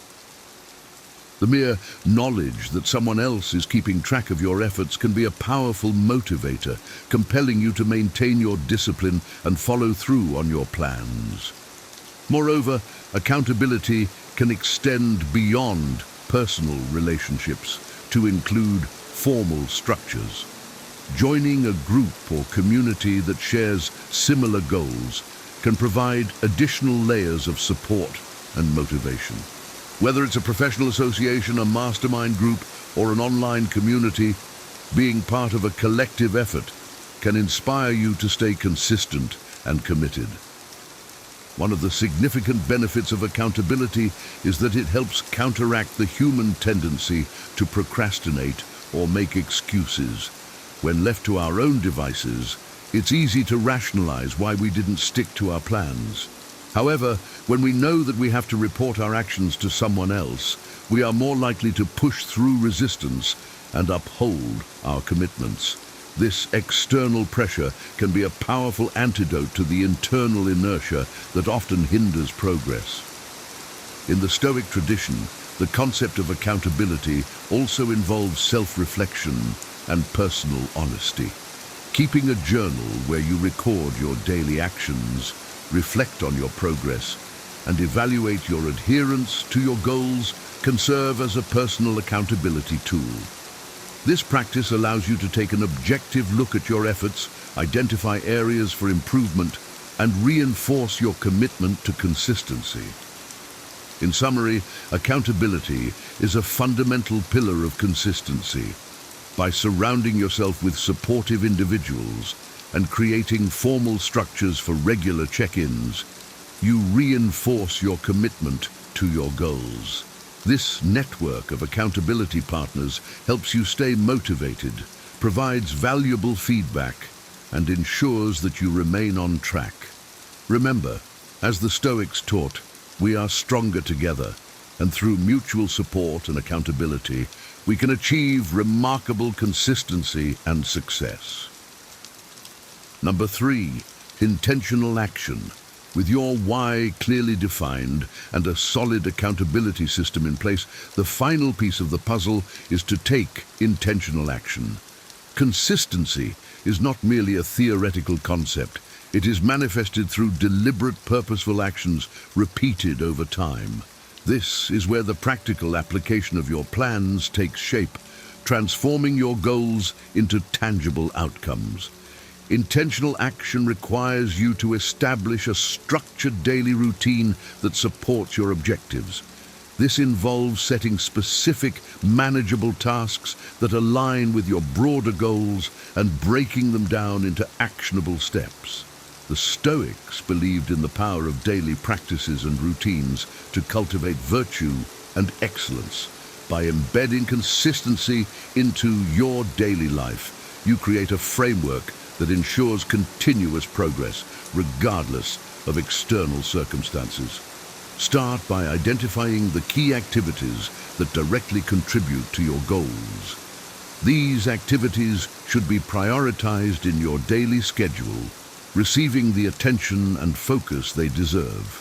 For instance, if your goal is to improve your physical health, dedicate time each day for exercise, meal planning, and rest. If your aim is professional development, allocate periods for learning, networking, and skill building. The specificity of your actions is crucial. Vague intentions rarely translate into consistent behaviors. To enhance the effectiveness of your daily routine, leverage the power of habits. Habits are automatic behaviors that, once established, require minimal conscious effort to maintain. By transforming your intentional actions into habits, you reduce the mental load associated with decision-making and increase the likelihood of sustained effort. The Stoics, too, emphasized the importance of habituation in their teachings, advocating for the cultivation of positive habits that reinforce virtue and resilience. A practical approach to habit formation involves starting small and gradually building up. Begin with manageable actions that are easy to integrate into your daily routine. For example, if you aim to write every day, start with just 5 minutes of writing each morning. As this habit becomes ingrained, incrementally increase the duration and complexity of the task. This method ensures that the new behavior is sustainable and less likely to be abandoned due to overwhelm. Another effective strategy is habit stacking, where you pair a new habit with an existing one. This technique leverages the power of your current routines to introduce new behaviors seamlessly. For instance, if you already have a habit of drinking coffee every morning, you could use this time to also review your goals for the day or engage in a brief meditation session. By linking new actions to established routines, you create a supportive environment for consistency. In addition to habits, maintaining flexibility in your approach is essential. Life is unpredictable, and rigid plans can easily be derailed by unforeseen events. A Stoic mindset involves accepting the variability of life and adapting your actions accordingly. If a particular task cannot be completed as planned, find alternative ways to stay on course. This adaptability ensures that temporary setbacks do not lead to a complete abandonment of your goals. To reinforce your intentional actions, regularly review and adjust your routines. Reflect on what is working well and identify areas for improvement. This ongoing evaluation allows you to fine-tune your approach, ensuring that your actions remain aligned with your goals and values. The Stoics practice daily self-examination, a process of reflecting on their actions and intentions to cultivate wisdom and virtue.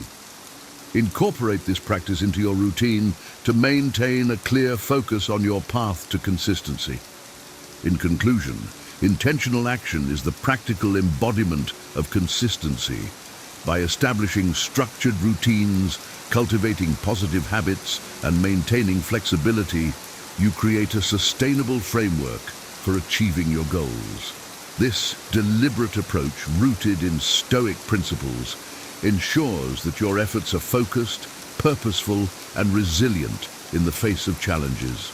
Embrace intentional action as a cornerstone of your journey towards consistency, and watch as your disciplined efforts transform your aspirations into reality.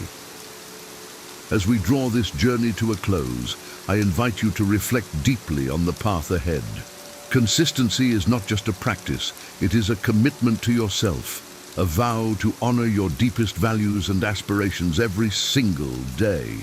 It's about forging a bond with your future self, a promise to strive relentlessly, to show up and to push through, no matter the obstacles that come your way. Imagine the life you could create with unwavering consistency. Picture the goals you would achieve, the growth you would experience, and the impact you could have. See yourself not as someone who merely dreams, but as someone who acts, who perseveres, who makes things happen. This is the power of consistency. It transforms potential into reality and dreams into accomplishments. Remember, the journey of 1,000 miles begins with a single step. Clarify your why. Surround yourself with a circle of accountability and take intentional, disciplined actions every day. Let these principles guide you, and let your commitment to consistency be the cornerstone of your success. In the Stoic tradition, we find wisdom in the face of adversity, strength in the pursuit of virtue, and serenity in the acceptance of life's challenges. Embrace these teachings as you navigate your path. Know that every step you take, no matter how small, is a testament to your resilience and determination. So, as you move forward, carry with you the words of Seneca. It is not because things are difficult that we do not dare. It is because we do not dare that they are difficult. Dare to be consistent. Dare to commit fully to your goals and dreams. Dare to live a life of purpose, passion, and profound fulfillment. Thank you for embarking on this journey. May your path be illuminated with clarity, fortified with discipline, and enriched with the unwavering pursuit of your true potential. The future is yours for the taking. Seize it with all your heart, and let your consistency be the force that propels you to greatness. A lack of friends indicates what? Have you ever felt the sting of loneliness, wondering why meaningful friendships seem so elusive? In a world bustling with social media connections, the lack of true friends can be a perplexing and painful experience. What if the answer lies not in the quantity of people around you, but in the depths of ancient wisdom? In this video, we delve into the timeless teachings of Stoicism to uncover the profound truths about friendships. We'll explore how trust issues, social skills, and life circumstances intertwine to shape our social world. Through the lens of Stoic philosophy, we will reveal practical strategies to build authentic and meaningful relationships, even in the face of modern challenges. Prepare to embark on a journey of self-discovery and transformation, guided by the principles of Stoic wisdom. Let's uncover how a lack of friends might be more about the invisible barriers within us and how we can break free from them to cultivate deeper, more fulfilling connections. Number 1, mental well-being. In the intricate dance of human connections, our mental well-being plays a pivotal role. Stoic philosophy offers profound insights for those grappling with mental health challenges that hinder the formation of friendships. The Stoics emphasize the interconnectedness of the mind and body, recognizing that a healthy mind contributes to a flourishing life, including the capacity to form and nurture friendships.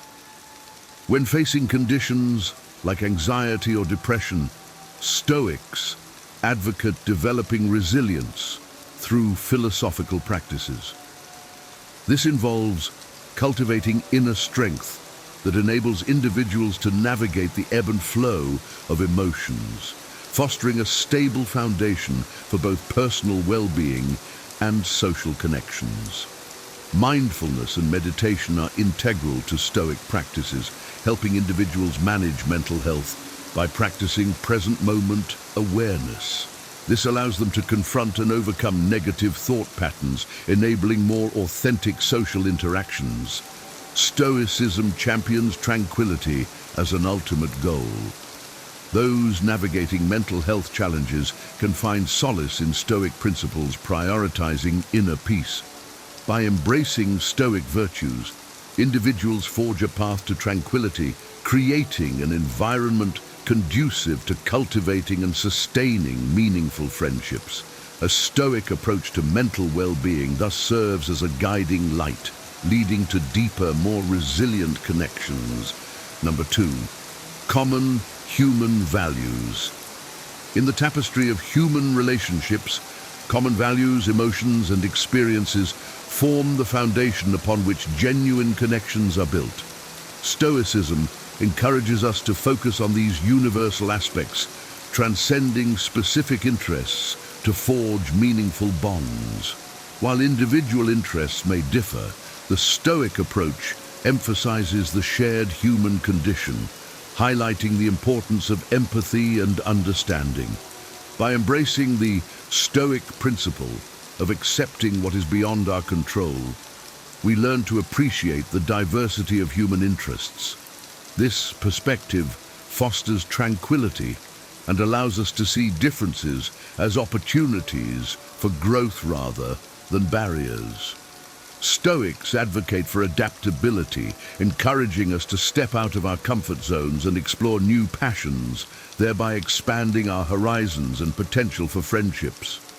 In social interactions, emphasizing shared values such as honesty, integrity, and compassion can bridge gaps created by differing interests. This Stoic focus on virtues helps build trust and mutual respect, essential elements for enduring relationships. By nurturing these foundational elements, we cultivate connections that withstand the test of time, enriching our journey through life. Number 3, life as a journey. Imagine life as a journey where each person is an island, and friendships are the bridges connecting these individual universes. This metaphor beautifully encapsulates the Stoic view of human connections. A lack of friendships can often signify not just the absence of company, but a deeper issue of trust, creating invisible barriers between us. The Stoics teach us that life is a continuous journey of self-discovery and growth. As we navigate this journey, the quality of our relationships profoundly impacts our path. Trust is the bedrock of these relationships, and its absence can lead to isolation and loneliness. Thus, cultivating trust becomes essential in building these vital bridges. Stoicism emphasizes the importance of surrounding ourselves with people who value and positively contribute to our lives. Genuine connections are formed through mutual respect, trust, and shared values. By seeking quality over quantity in our friendships, we ensure that our social interactions enrich our lives, making us stronger and more resilient. Embrace the Stoic perspective that friendships are integral to our journey. By fostering trust and genuine connections, we create a network of support that enhances our personal growth and enriches our experience of life. Number 4, adaptability. Adaptability is a cornerstone of Stoic philosophy, especially in the context of human relationships. Life is a dynamic tapestry where change is the only constant. Embracing this Stoic principle allows us to navigate the complexities of friendships with grace and resilience, cultivating a mindset that welcomes new passions and stepping out of comfort zones, fosters personal growth, and expands our potential for connections. The Stoics teach that adaptability involves accepting what we cannot control and focusing on our responses. In friendships, this means being open to new experiences and perspectives. By doing so, we not only enrich our own lives, but also demonstrate a willingness to grow and evolve, which is attractive to others. When faced with differing interests or life circumstances, adaptability enables us to find common ground. This Stoic approach encourages us to view challenges as opportunities for growth, fostering deeper, more meaningful connections. By practicing adaptability, we align ourselves with the natural flow of life, embracing its ebbs and flows with equanimity. Incorporate the Stoic virtue of adaptability in your relationships. It will not only enhance your personal development, but also create a fertile ground for lasting and fulfilling friendships. Number 5, quality over quantity. In the pursuit of friendships, the Stoic philosophy advocates for valuing quality over quantity. Genuine, meaningful connections enrich our lives far more than numerous superficial ones. This perspective aligns with the Stoic emphasis on virtue and authenticity in all aspects of life. A smaller social circle is not inherently a problem. In fact, it often reflects a focus on deeper, more substantial relationships. The Stoics teach us to seek out individuals who share our values and contribute positively to our growth. By surrounding ourselves with such people, we create a support system that enhances our resilience and well-being. Quantity does not equate to quality. Numerous acquaintances cannot provide the same level of support and understanding as a few true friends. By prioritizing quality, we ensure that our social interactions are meaningful and enriching. This Stoic approach to friendships fosters a sense of tranquility and satisfaction, as we know we are investing our time and energy in relationships that truly matter. Embrace the Stoic wisdom of valuing quality over quantity in your friendships. Focus on nurturing genuine connections that align with your values and contribute to your personal growth and happiness. Number 6, trust issues. In the intricate dance of human connections, trust issues can cast a shadow over the prospect of forming close friendships. Stoicism provides a path to navigate these challenges gracefully, emphasizing the importance of self-awareness and virtue in building trust. Before extending trust to others, the Stoics advocate for a deep understanding of oneself. Reflecting on your values, expectations, and vulnerabilities is essential. This self-awareness helps identify the sources of trust-related apprehensions and provides a foundation for more discerning and balanced relationships. Virtue is the guiding light in Stoic decision-making. Focus on qualities such as honesty, integrity, and benevolence when assessing the trustworthiness of others. By aligning your interactions with these virtues, you create a stable framework for building trust. Recognize that external circumstances can influence people's actions, and their behavior may not always align with your expectations. This Stoic acceptance of the unpredictable nature of human interactions fosters emotional resilience, allowing for more rational and considerate decisions in relationships. Incorporate honest and direct communication to address trust issues openly. This aligns with Stoic values and creates an environment conducive to genuine connections. By embracing these Stoic principles, you can build solid foundations for trust and deepen your friendships. Number 7, shyness and introversion. For those naturally inclined towards timidity, forging and sustaining friendships may pose a distinct challenge. However, Stoic philosophy offers a powerful approach to surmounting these obstacles, transforming shyness into a journey of self-discovery and personal growth. The first Stoic lesson for overcoming shyness revolves around self-acceptance. Understanding that some individuals are naturally shy or introverted is crucial. Embrace this aspect of your nature as a momentary part of your journey towards self-awareness. Stoics like Marcus Aurelius teach that accepting who we are is the starting point for any transformation. Stoicism emphasizes the potency of the present, urging us to focus on what is within our grasp, rather than being consumed by anxiety about the future or regrets from the past. In social practice, this means not allowing shyness to imprison us in negative thoughts.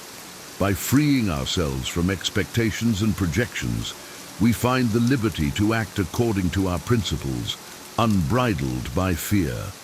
Empathy is another key Stoic principle. By putting ourselves in others' shoes, we realize everyone carries internal battles and insecurities. This awareness liberates us from self-absorption and enables more authentic and compassionate interactions. Focus on genuine human connections rather than how you are perceived, and you will build more meaningful relationships. Number 8, virtuous social prioritization. In the busy rhythm of modern life, it is essential to prioritize relationships based on virtue rather than mere convenience. The Stoics teach that meaningful connections are built on shared values and mutual respect, which are crucial for a flourishing life. When time becomes a precious commodity, focus on nurturing a few meaningful connections instead of spreading yourself thin. Stoics value deep, authentic friendships, considering them essential for personal growth and well-being. By investing in relationships that align with your values, you ensure that your social interactions contribute positively to your life. This Stoic approach to social prioritization involves deliberate and mindful choices about the company you keep. Engage with individuals who support your growth and reflect your principles. This not only enhances your character, but also fosters a sense of tranquility and fulfillment. Incorporate efficient time management, another Stoic virtue, to balance responsibilities and social interactions. Prioritize activities that contribute to personal and social flourishing, aligning daily choices with the goal of a well-balanced and fulfilling life. Adopt the Stoic wisdom of virtuous social prioritization. Focus on the quality of your connections, nurturing relationships that enrich your life and support your journey towards self-improvement and resilience. Number 9, self-reflection. Life transitions offer opportune moments for mindful reflection, a practice deeply rooted in Stoic philosophy. During these times of change, introspection can guide your social choices and help navigate new environments with wisdom and grace. Stoicism emphasizes the importance of self-awareness in all aspects of life. Reflect on your values, aspirations, and the kind of relationships you seek. This process helps clarify your social priorities and align them with your personal growth and well-being. By understanding your core principles, you can make more deliberate and meaningful connections. Introspective practices allow you to adapt to changing circumstances with a Stoic mindset. Embrace the natural ebb and flow of life, recognizing that transitions often bring new opportunities for growth. By reflecting on past experiences, you gain insights that inform your future interactions and decisions. Use these moments of reflection to assess your social circle and identify relationships that align with your values.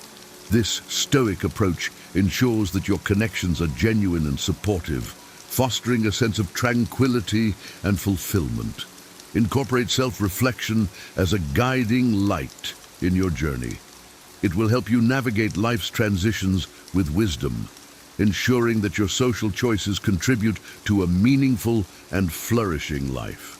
Number 10, social skills. Developing social skills is a gradual process, and the Stoic philosophy offers valuable guidance in this journey. Embrace yourself wholly, understanding that everyone, regardless of their social prowess, possesses intrinsic value. This foundation sets the stage for genuine connections, free from self-doubt. Stoics emphasize gradual progress in all aspects of life. Apply this principle to the development of social skills by incrementally exposing yourself to different settings. Instead of overwhelming yourself with large gatherings, start with smaller interactions. This approach allows you to build confidence at your own pace, aligning with Stoic notions of measured growth. Focus on virtues like kindness, empathy, and understanding in your interactions. By infusing these qualities into your social encounters, you not only enhance your character, but also contribute positively to the social dynamic. Ask questions, show interest in others' perspectives, and foster an environment of open dialogue. Genuine curiosity enriches your understanding of others and paves the way for authentic connections. Practice positive affirmations aligned with Stoic principles. Focus on your strengths, acknowledge your worth, and approach social situations with self-assuredness. If faced with rejection or awkward moments, respond with Stoic grace, understanding that external events are beyond your control, but your response is within your grasp. Number 11, differences in interests. Differences in interests can sometimes weave a pattern of isolation, contributing to a lack of friendships. Stoicism provides a guiding light on how to bridge these gaps and foster meaningful connections. The Stoics encourage us to accept the inherent diversity of human interests. Rather than viewing differences as barriers, see them as opportunities for growth. Embrace the Stoic principle of accepting what is beyond our control, finding tranquility in understanding that not everyone shares the same interests. Adaptability is key. Cultivate a mindset that appreciates novelty and welcomes the opportunity to explore new passions. This Stoic adaptability encourages stepping out of comfort zones, fostering personal growth and expanding the scope of potential friendships. Focus on what unites us as human beings, shared values, emotions, and fundamental experiences. These common grounds provide a solid foundation for genuine connections that transcend specific interests. Approach others with genuine curiosity, seeking to understand and appreciate their passions. This not only expands your horizons, but also lays the groundwork for authentic connections. The Stoic friendship triad comprises goodwill, shared values, and mutual understanding. By nurturing these foundational elements, you can overcome the barriers posed by differing interests and cultivate lasting and meaningful connections. Number 12, lack of social opportunities. A perceived lack of social opportunities can be a significant barrier to forming connections. However, Stoic philosophy, with its emphasis on virtue, resilience, and practical wisdom, provides a compass to navigate and transcend these circumstances. Engage in community volunteering, as Stoicism places great importance on contributing to the greater good. Volunteering aligns with Stoic virtues and introduces you to like-minded individuals. Participating in local cleanup initiatives, supporting charitable events, or volunteering at community centers creates shared experiences and opportunities for connection. Attend workshops or seminars related to your field of work. This not only enhances your professional skills, but also exposes you to professionals who may share common goals and values. Organize or participate in outdoor activities like hiking, biking, or group exercises. These environments provide a relaxed setting for interaction, allowing connections to form organically amidst the beauty of the natural world. Join forums or groups dedicated to your interests and actively participate in discussions. This can lead to meaningful connections and, in some cases, transition to in-person meetups. Practice Stoic gratitude by appreciating the connections you already have, cultivating a positive mindset that attracts new ones. Number 13, Stoic detachment. Stoic detachment is a powerful tool in managing the natural ebb and flow of friendships. As circumstances shift, friendships may naturally loosen. Recognizing this with a Stoic mindset helps us appreciate that change is an inherent part of the human experience, not a reflection of personal failure or inadequacy. Healthy detachment involves accepting what is beyond our control, including the intricate dynamics of relationships. This perspective fosters emotional balance and resilience, allowing us to navigate changes with grace. When friendships evolve or drift apart, view these transitions through the lens of Stoic wisdom, understanding that such shifts are part of life's natural progression. Stoicism emphasizes the importance of focusing on what is within our control, our actions, responses, and choices. By maintaining this focus, we can adapt to changing social landscapes without being overwhelmed by emotions. This approach not only preserves our inner peace, but also allows us to engage with others authentically and meaningfully. Embrace Stoic detachment as a guiding principle in your relationships. It will help you navigate the ebbs and flows of friendships with wisdom and tranquility, fostering a more resilient and fulfilling social life. Number 14, lifestyle choices. In the bustling rhythm of modern life, lifestyle choices can significantly impact our social interactions. Whether it's a hectic schedule or a preference for solitary activities, Stoicism provides valuable insights on how to navigate these choices while fostering meaningful connections. Stoics encourage scrutinizing our priorities to ensure they align with our core values and the pursuit of meaningful connections. A demanding schedule might limit social interactions, but deliberate time management can help balance responsibilities and social engagement. By intentionally setting aside moments for social interactions, individuals can transcend the constraints of a busy lifestyle. Prioritize relationships based on virtue rather than mere convenience. This means making conscious choices about the company we keep, focusing on relationships that align with our values. Efficient time management, a Stoic virtue, involves optimizing schedules for both productivity and social interactions, contributing to personal and social flourishing. Incorporate Stoic principles in your lifestyle choices to foster a well-balanced and fulfilling life. Deliberately carve out time for meaningful social engagements, ensuring that your interactions enrich your life and support your journey toward personal growth and resilience. Number 15, changing circumstances. Relationships, like the tides, undergo shifts during life transitions.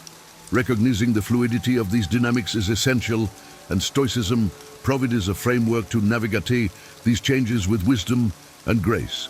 Embrace the understanding that change is an inherent part of the human experience. As career ambitions soar or familial responsibilities take center stage, accept these seasons stoically. Understand that the ebb and flow of life's demands impact not only your schedule, but also the nature of your social interactions. Stoicism emphasizes virtuous adaptation in the face of shifting priorities.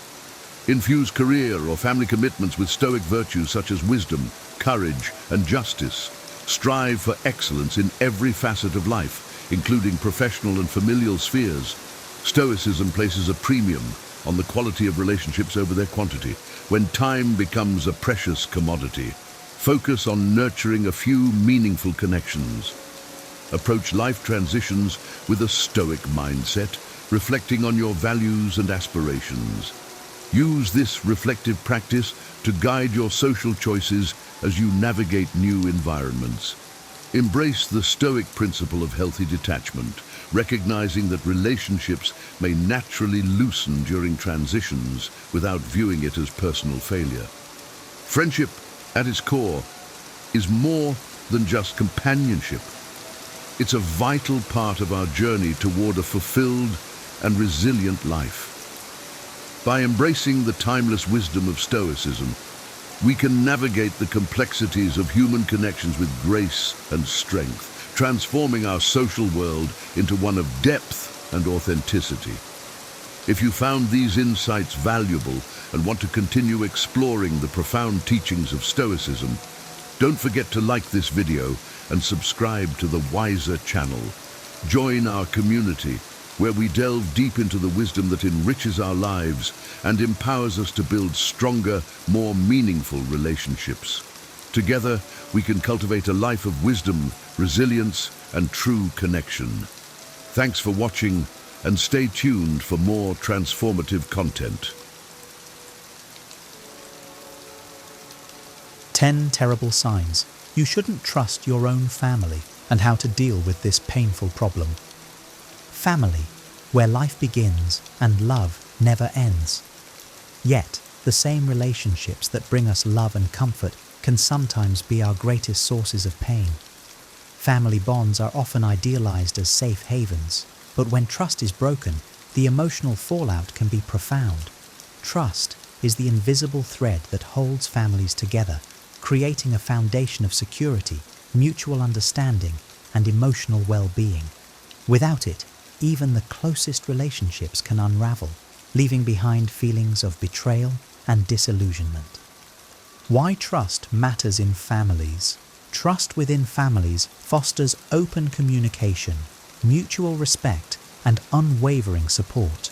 It's the bedrock upon which strong, loving relationships are built. When trust is present, family members feel safe to share their vulnerabilities and celebrate each other's triumphs. However, the absence of trust can lead to toxic dynamics, fostering feelings of resentment, anxiety, and isolation. Betrayal or persistent dishonesty doesn't just affect the individual, it ripples through the family, eroding the collective sense of security. This video explores the importance of recognizing red flags in family relationships that might signal deeper trust issues. Identifying these signs can empower you to address toxic patterns, protect your emotional well-being, and foster healthier connections, even in challenging circumstances. 1. Consistent dishonesty. Trust is the foundation of any healthy relationship, and this is especially true within families. When family members are consistently dishonest, it shakes the very core of these bonds. Dishonesty in a family isn't always about monumental lies. Sometimes it's the accumulation of smaller, persistent untruths that creates an environment of mistrust. Over time, this behavior erodes the sense of safety and reliability that should define familial relationships. Imagine a sibling who hides financial struggles, repeatedly downplaying the severity of their situation until it spirals out of control and impacts everyone involved.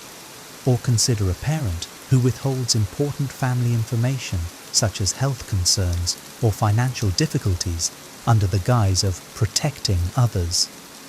These actions may be well-intentioned, but the result is often confusion, frustration, and a breakdown of trust. Dishonesty also breeds insecurity. It leaves family members second-guessing each other's words and intentions, creating an atmosphere of suspicion. When you can't rely on someone to tell you the truth, it becomes nearly impossible to confide in them, let alone depend on them during challenging times. Ultimately, consistent dishonesty signals a deeper issue, a lack of respect for the relationship and for your right to transparency. Addressing dishonesty requires courage and a commitment to open communication.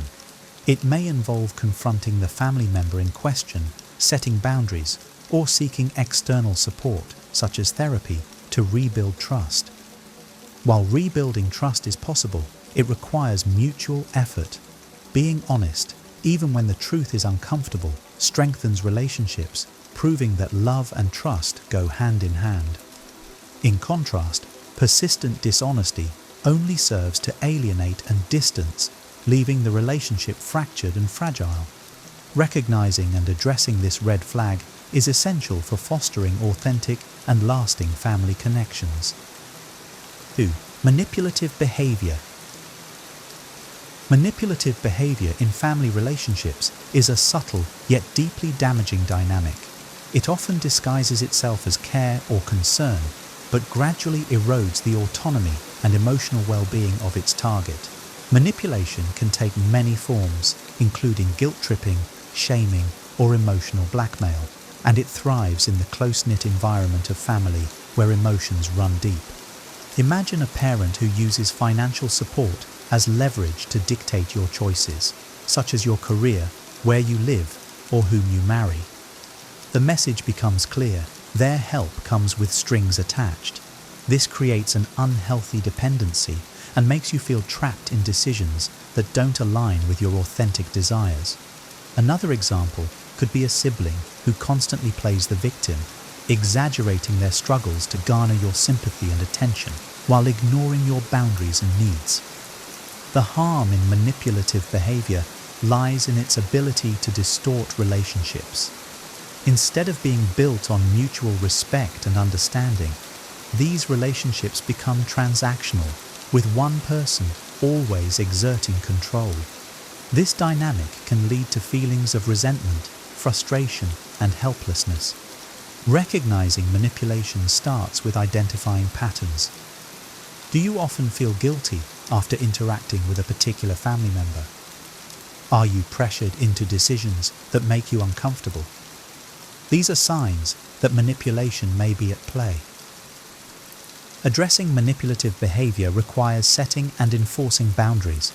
Clearly communicate what you will and will not tolerate.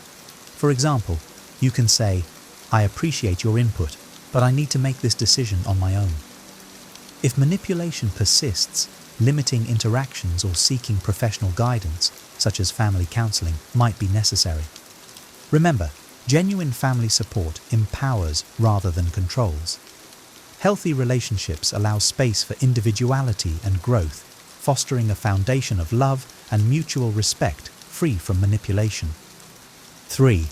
Betrayal of confidence. Betrayal of confidence is a profound violation of trust that can leave lasting scars in family relationships.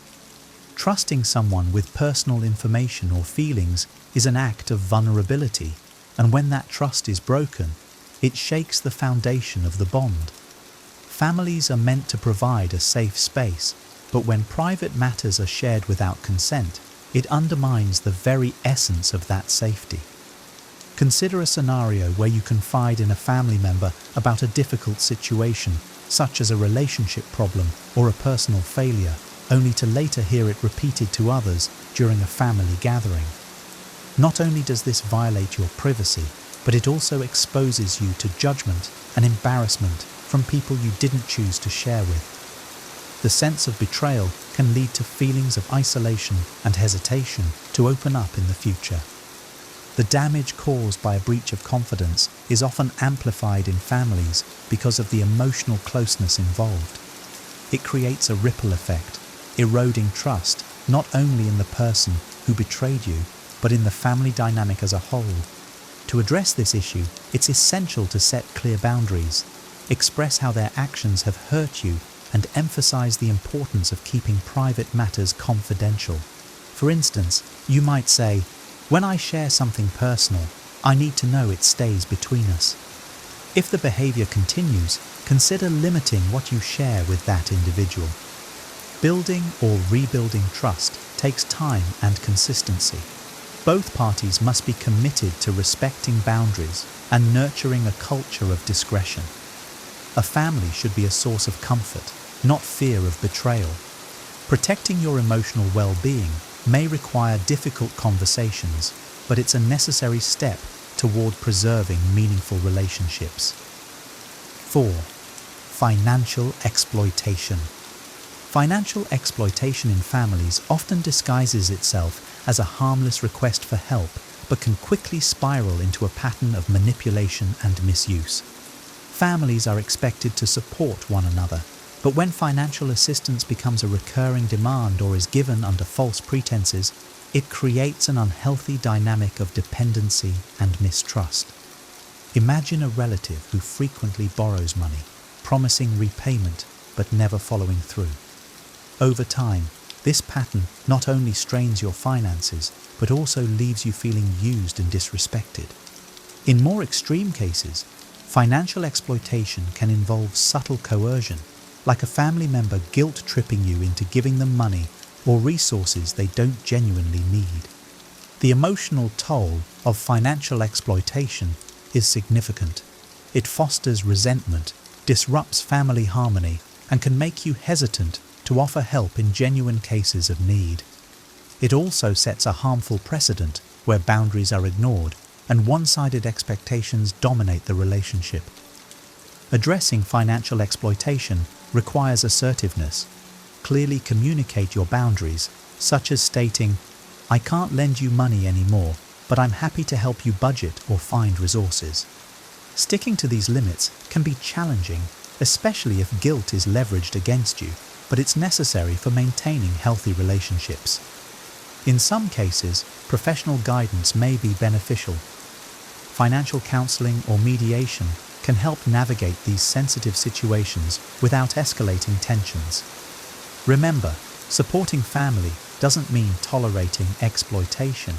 Healthy family dynamics should respect each member's autonomy and well-being, including their financial stability. 5. Lack of support during crises. Families are often seen as a pillar of support during life's most challenging moments. However, when family members fail to show up emotionally or physically during crises, it signals a troubling lack of reliability.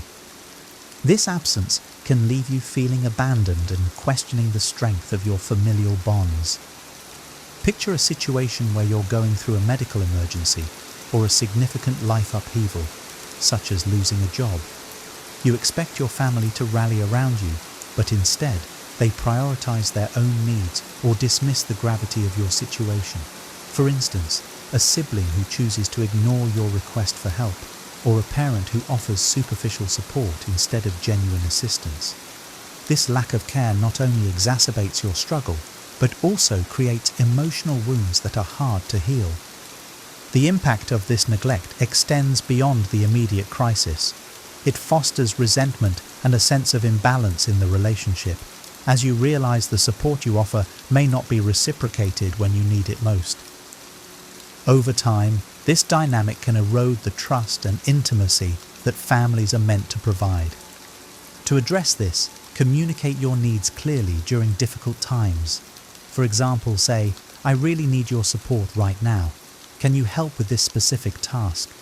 If support remains absent, reassess the relationship and consider leaning on friends or professional networks that can provide the care you need. While family support is invaluable, it shouldn't be your sole source of help. Building a broader support system can alleviate some of the pressure and prevent disappointment.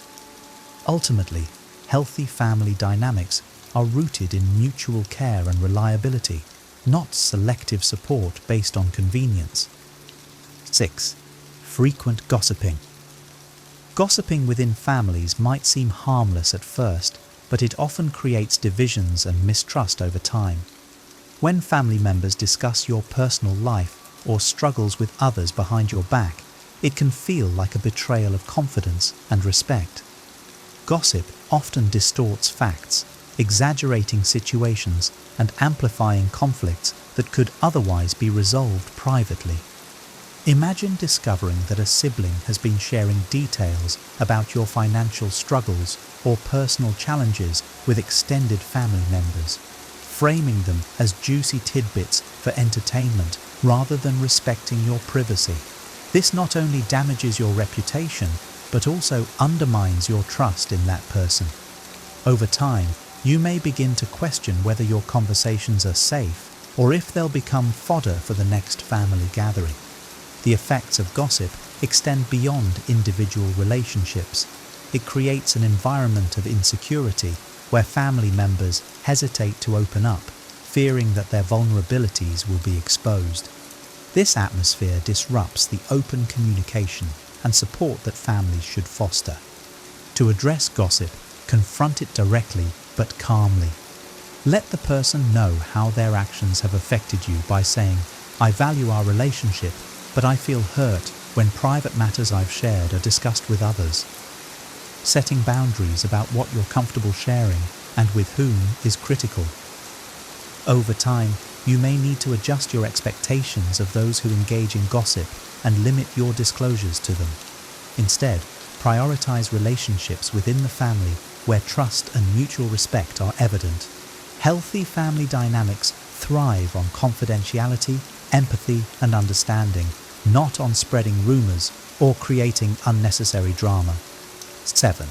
Dismissal of boundaries. Respecting boundaries is fundamental in any relationship, but it's especially crucial within families. When boundaries are ignored or dismissed, it creates tension and conflict, as well as a sense that your needs and autonomy are not valued. This can manifest in many ways, from emotional intrusions to physical overstepping. Consider a parent who enters your home uninvited even after you've asked them to call beforehand. Or a relative who dismisses your parenting choices, constantly criticizing how you raise your children despite your repeated requests to respect your methods. These actions, though sometimes framed as care or concern, signal a lack of respect for your individuality and decisions. The dismissal of boundaries often stems from a power dynamic where one person feels entitled to dictate or interfere in your life. This can lead to frustration, resentment, and a breakdown in communication. When your boundaries are routinely ignored, it also becomes harder to trust that person with more significant aspects of your life. To handle this, clearly communicate your limits. For instance, say, "I appreciate your concern, but this is a decision I need to make for myself. Please respect that." Consistency is key. Enforcing boundaries each time they're crossed reinforces their importance. If the behavior persists, you may need to limit interactions with the person or seek external support, such as counseling, to mediate the situation. Healthy families respect each other's autonomy and choices, understanding that boundaries are not barriers to love, but foundations for mutual respect. 8. Favoritism or unfair treatment. Favoritism within families can deeply wound relationships, creating feelings of inadequacy, resentment, and alienation among those who are overlooked. While families are expected to nurture and celebrate each member equally, showing clear preference for one individual over others undermines these values and can fracture familial bonds. Imagine a parent who consistently praises one sibling's achievements while neglecting or even belittling another's efforts. Over time, the overlooked sibling may begin to feel unworthy, questioning their self-worth and value within the family. Similarly, unfair treatment can manifest in how responsibilities are distributed. One child may shoulder more family duties, while another receives privileges without contributing equally. Favoritism often stems from unconscious biases or cultural norms, but its impact is long-lasting. It not only strains the relationships between siblings, but can also affect the connection between parents and children. The child who feels neglected may withdraw emotionally, fostering a cycle of miscommunication and misunderstanding. Addressing favoritism requires courage and honest dialogue. If you're the one affected, share your feelings respectfully but assertively. For instance, you might say, "I've noticed that my efforts often go unacknowledged and it makes me feel undervalued." For parents or family members, becoming aware of unintentional biases and making conscious efforts to treat everyone equitably is essential. In situations where favoritism persists, despite efforts to address it, focusing on your personal growth and seeking support outside the family can help maintain emotional balance. Healthy families thrive on fairness and inclusivity, where every member feels seen, valued, and equally loved. 9. Emotional or physical abuse. Emotional or physical abuse within families is one of the most devastating breaches of trust and safety. While families are expected to be a source of love and protection, abusive behaviors shatter that expectation, leaving victims feeling vulnerable, isolated, and unworthy of love. Abuse can take many forms, from harsh words and constant criticism to intimidation and physical harm. Imagine a relative who consistently demeans you with insults or undermines your self-esteem by pointing out perceived flaws in front of others.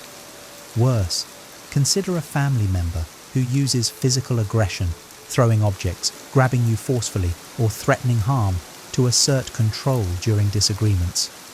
These behaviors are not only damaging in the moment, but can have long-lasting effects on your mental and emotional health. The harm caused by abuse often leads to self-doubt, anxiety, and depression. It creates an environment of fear where open communication and trust are impossible. Victims may also struggle with guilt or confusion, feeling trapped by cultural or societal expectations to maintain family unity at all costs. Addressing abuse starts with recognizing it as unacceptable, no matter the context. If you're experiencing abuse, prioritize your safety and well-being. This may mean seeking support from trusted friends, counselors, or advocacy organizations. Establish boundaries and, if necessary, create physical or emotional distance from the abuser. Breaking the cycle of abuse is challenging but essential for healing. It requires bravery to confront the issue, seek help, and, in some cases, walk away from toxic relationships. Healthy families nurture, protect, and uplift their members, making it crucial to demand and uphold an environment free from harm. Everyone deserves to feel safe and respected in their family. 10. Refusal to acknowledge or address conflicts. Conflict is an inevitable part of any relationship, but how it's handled determines whether it strengthens or weakens the bond. In families, a refusal to acknowledge or address conflicts often leads to unresolved tensions and lingering resentment. When issues are ignored or swept under the rug, they don't disappear. They fester, eventually erupting in more significant, damaging ways. Consider a family member who consistently avoids discussing past grievances, shutting down conversations with phrases like, "Let's not dwell on the past," or "It's not a big deal." While this avoidance may feel like keeping the peace, it prevents meaningful resolution and understanding. For instance, unresolved arguments about financial responsibilities or personal boundaries can create ongoing frustration, silently damaging relationships. This refusal to engage in conflict resolution sends a message that your feelings and concerns don't matter, eroding trust and mutual respect. It also perpetuates a cycle where similar issues arise repeatedly, each time compounding the emotional toll. Addressing this requires open communication and a willingness to confront uncomfortable truths. Initiate conversations with a calm and solution-focused tone, saying something like, "I'd like to talk about this issue so we can move forward and strengthen our relationship." If the other party remains resistant, consider involving a neutral mediator, like a family counselor, to facilitate productive discussions. Resolving conflicts doesn't mean erasing disagreements. It means understanding each other's perspectives and finding common ground. Healthy families prioritize growth and connection by facing challenges together, fostering an environment where conflicts are opportunities for deeper understanding rather than sources of division. Solutions: how to deal with these painful problems. 1. Setting and enforcing boundaries. Boundaries are essential for maintaining healthy relationships, especially in families where emotions and expectations often run high. Setting clear boundaries communicates your needs and ensures that interactions remain respectful and balanced. However, enforcing boundaries requires consistency and courage, especially if family members are resistant or dismissive. For example, if a parent frequently criticizes your parenting style, you can establish a boundary by calmly saying, "I understand you have advice, but I prefer to make my own decisions regarding my children. Please respect that." The key is to be firm yet respectful, avoiding emotional confrontations that might escalate tensions. Enforcing boundaries might also involve limiting certain topics of discussion. If a relative often brings up sensitive or triggering subjects, you can redirect the conversation or politely state that you're not comfortable discussing that matter. While setting boundaries may initially create discomfort or pushback, it ultimately fosters healthier dynamics.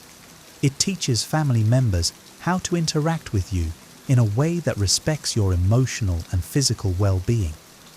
Remember, boundaries are not about creating distance, but about ensuring mutual respect.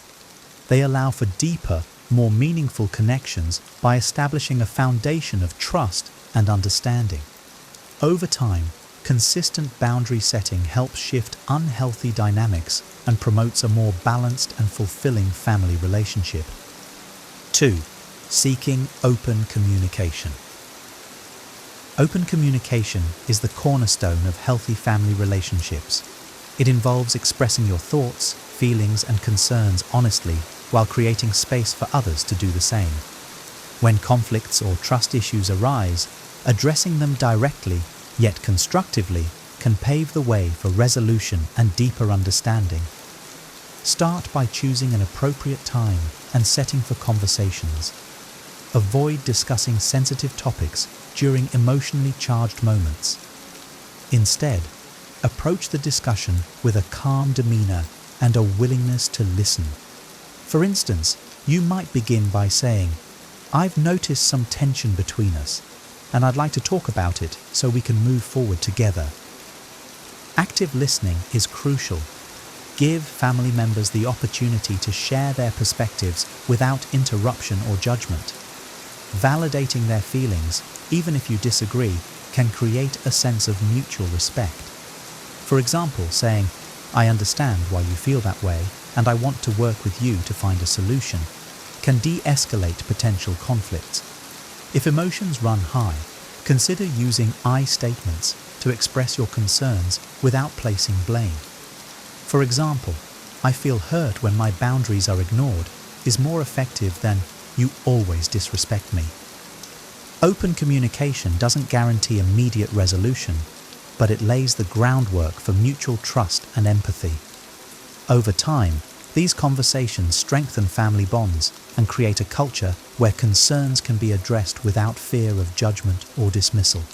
In cases where communication remains difficult, seeking the guidance of a family therapist can help facilitate productive dialogue.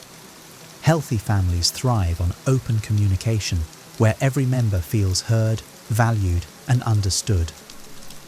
Taking the first step to initiate these conversations shows courage and a commitment to fostering positive relationships. 3. Seeking professional help. Sometimes family dynamics become so strained or complicated that resolving issues independently feels impossible. In such cases, seeking professional help, such as therapy or mediation, can provide a neutral and supportive space for addressing deep-rooted issues.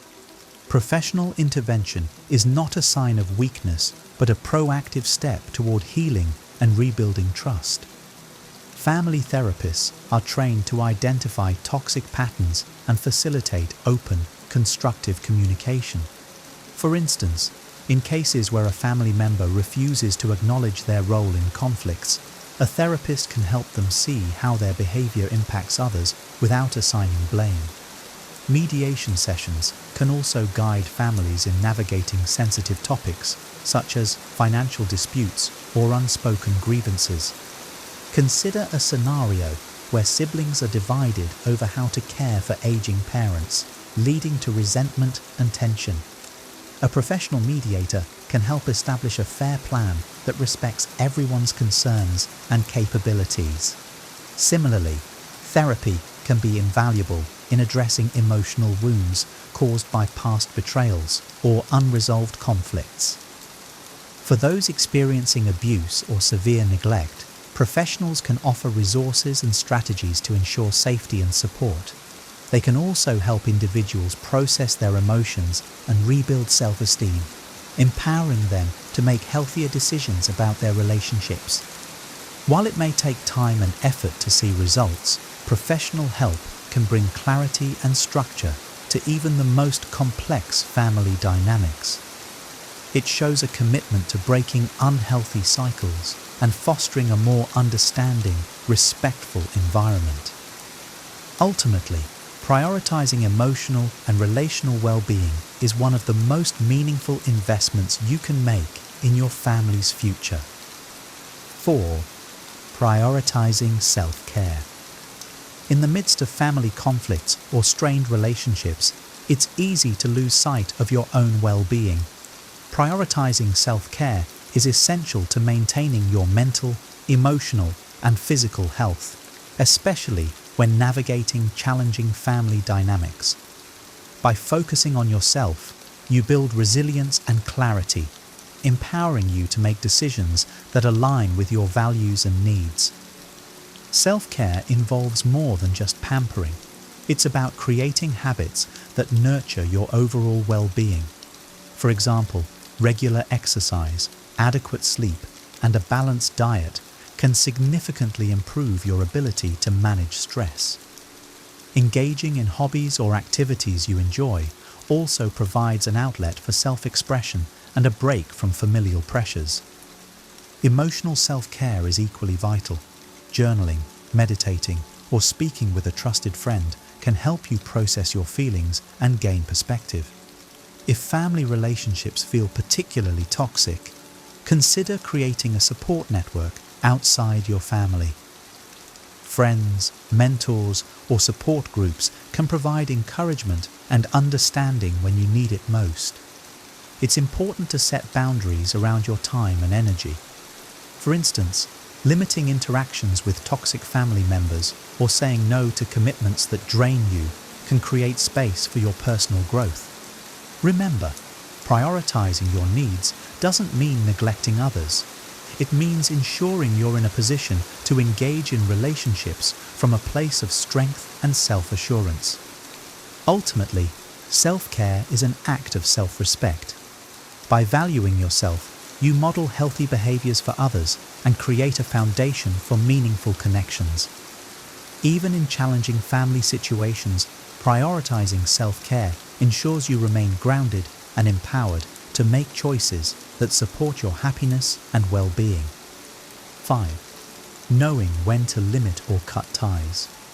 In some cases, despite your best efforts, a family relationship may remain toxic, abusive, or beyond repair. Knowing when to limit or cut ties with a family member is one of the hardest but most important decisions you may face. It's not about abandoning family, but about protecting your mental, emotional, and even physical well-being when the relationship becomes detrimental to your health. Consider situations where repeated attempts to establish boundaries are ignored, manipulative behaviors persist, or emotional and physical abuse continues unchecked. For example, if a relative consistently undermines your self-esteem, spreads false information about you, or refuses to take responsibility for their harmful actions, it may be necessary to reassess the value of that relationship in your life. Limiting ties doesn't always mean a complete cut-off. It might involve reducing the frequency of interactions or choosing neutral environments for meetings. For instance, you might decide only to see a toxic family member at larger family gatherings where their behavior is less targeted. In extreme cases, cutting ties entirely may be the healthiest option. While this choice comes with emotional challenges and societal stigma, it can provide the freedom and peace needed to focus on your well-being.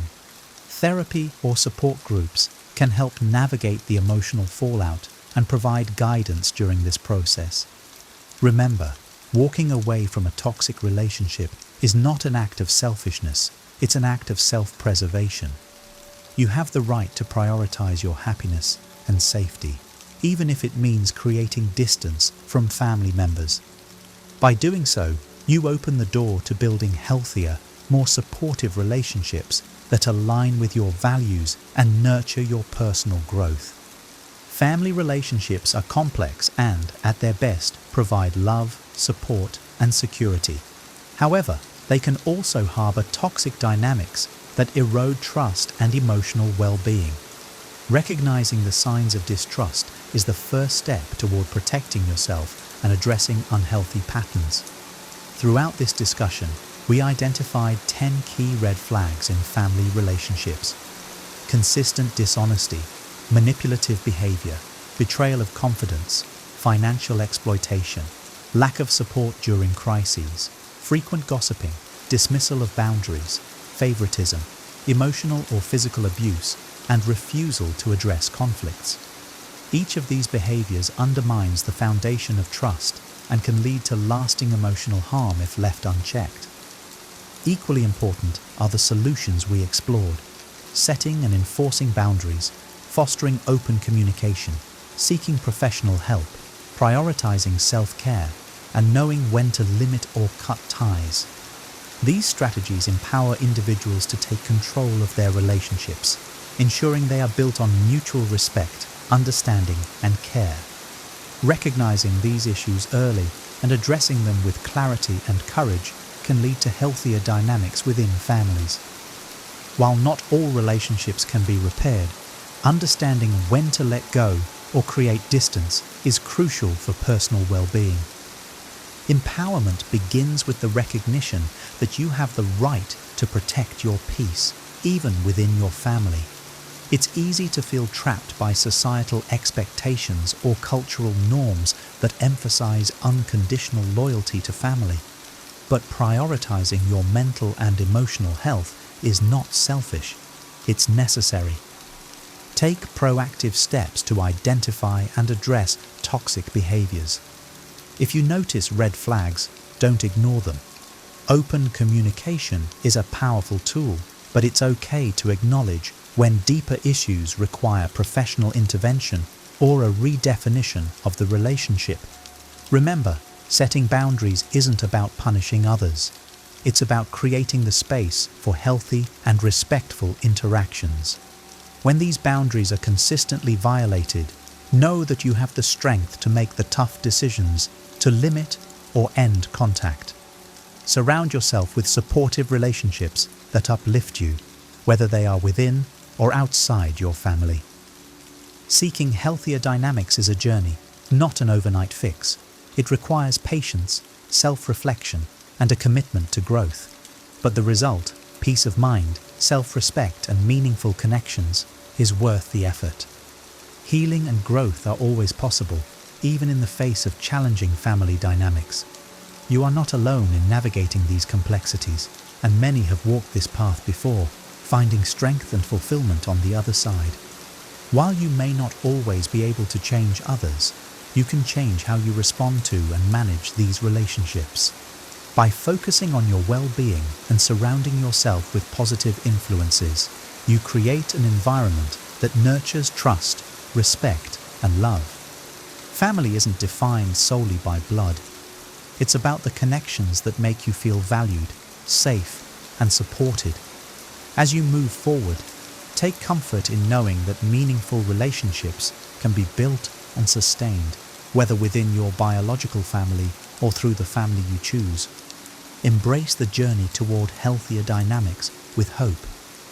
Every small step you take, whether it's setting a boundary, seeking therapy, or building a new support system, is a step toward reclaiming your emotional health and happiness. You deserve relationships that uplift and empower you, and with time and effort, those connections are within reach. Thank you for watching. If you found this video helpful, make sure to give it a thumbs up and share it with someone who might need this message. Don't forget to subscribe to the channel for more insightful content like this.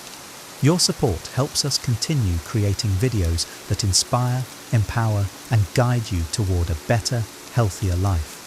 Hit the subscribe button and turn on the notification bell so you never miss an update. Together, we can navigate life's challenges and build stronger, more meaningful connections. See you in the next video.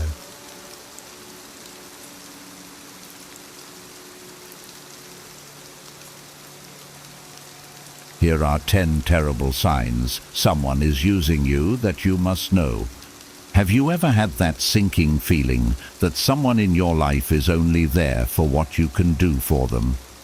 Maybe it's a friend who only calls when they need a favor, or a partner who seems more interested in what you provide than who you are.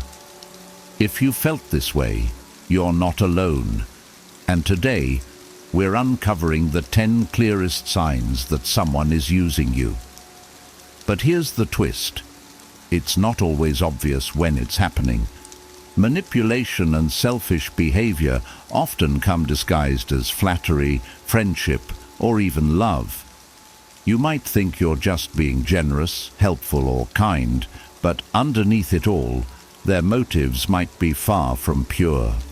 This list will challenge your assumptions and help you spot the subtle and not so subtle behaviors that reveal someone's true intentions.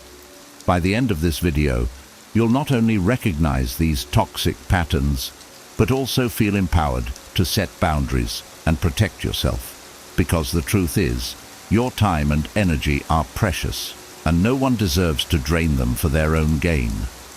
Let's dive in and uncover these 10 terrible signs, starting with one you've likely experienced before, but may not have recognized for what it truly is. 1. They only contact you when they need something. Have you ever noticed that someone only texts or calls when they need a favor? It's not a casual, "Hey, how are you doing?" or a friendly check-in, but rather a direct or indirect way to ask for help. Maybe it's borrowing money, asking for advice, or needing a ride. At first you might brush it off, thinking, they're just busy, and everyone needs help sometimes. But over time, you realize that these interactions are one-sided. They're not reaching out because they care about you, but because they need something from you.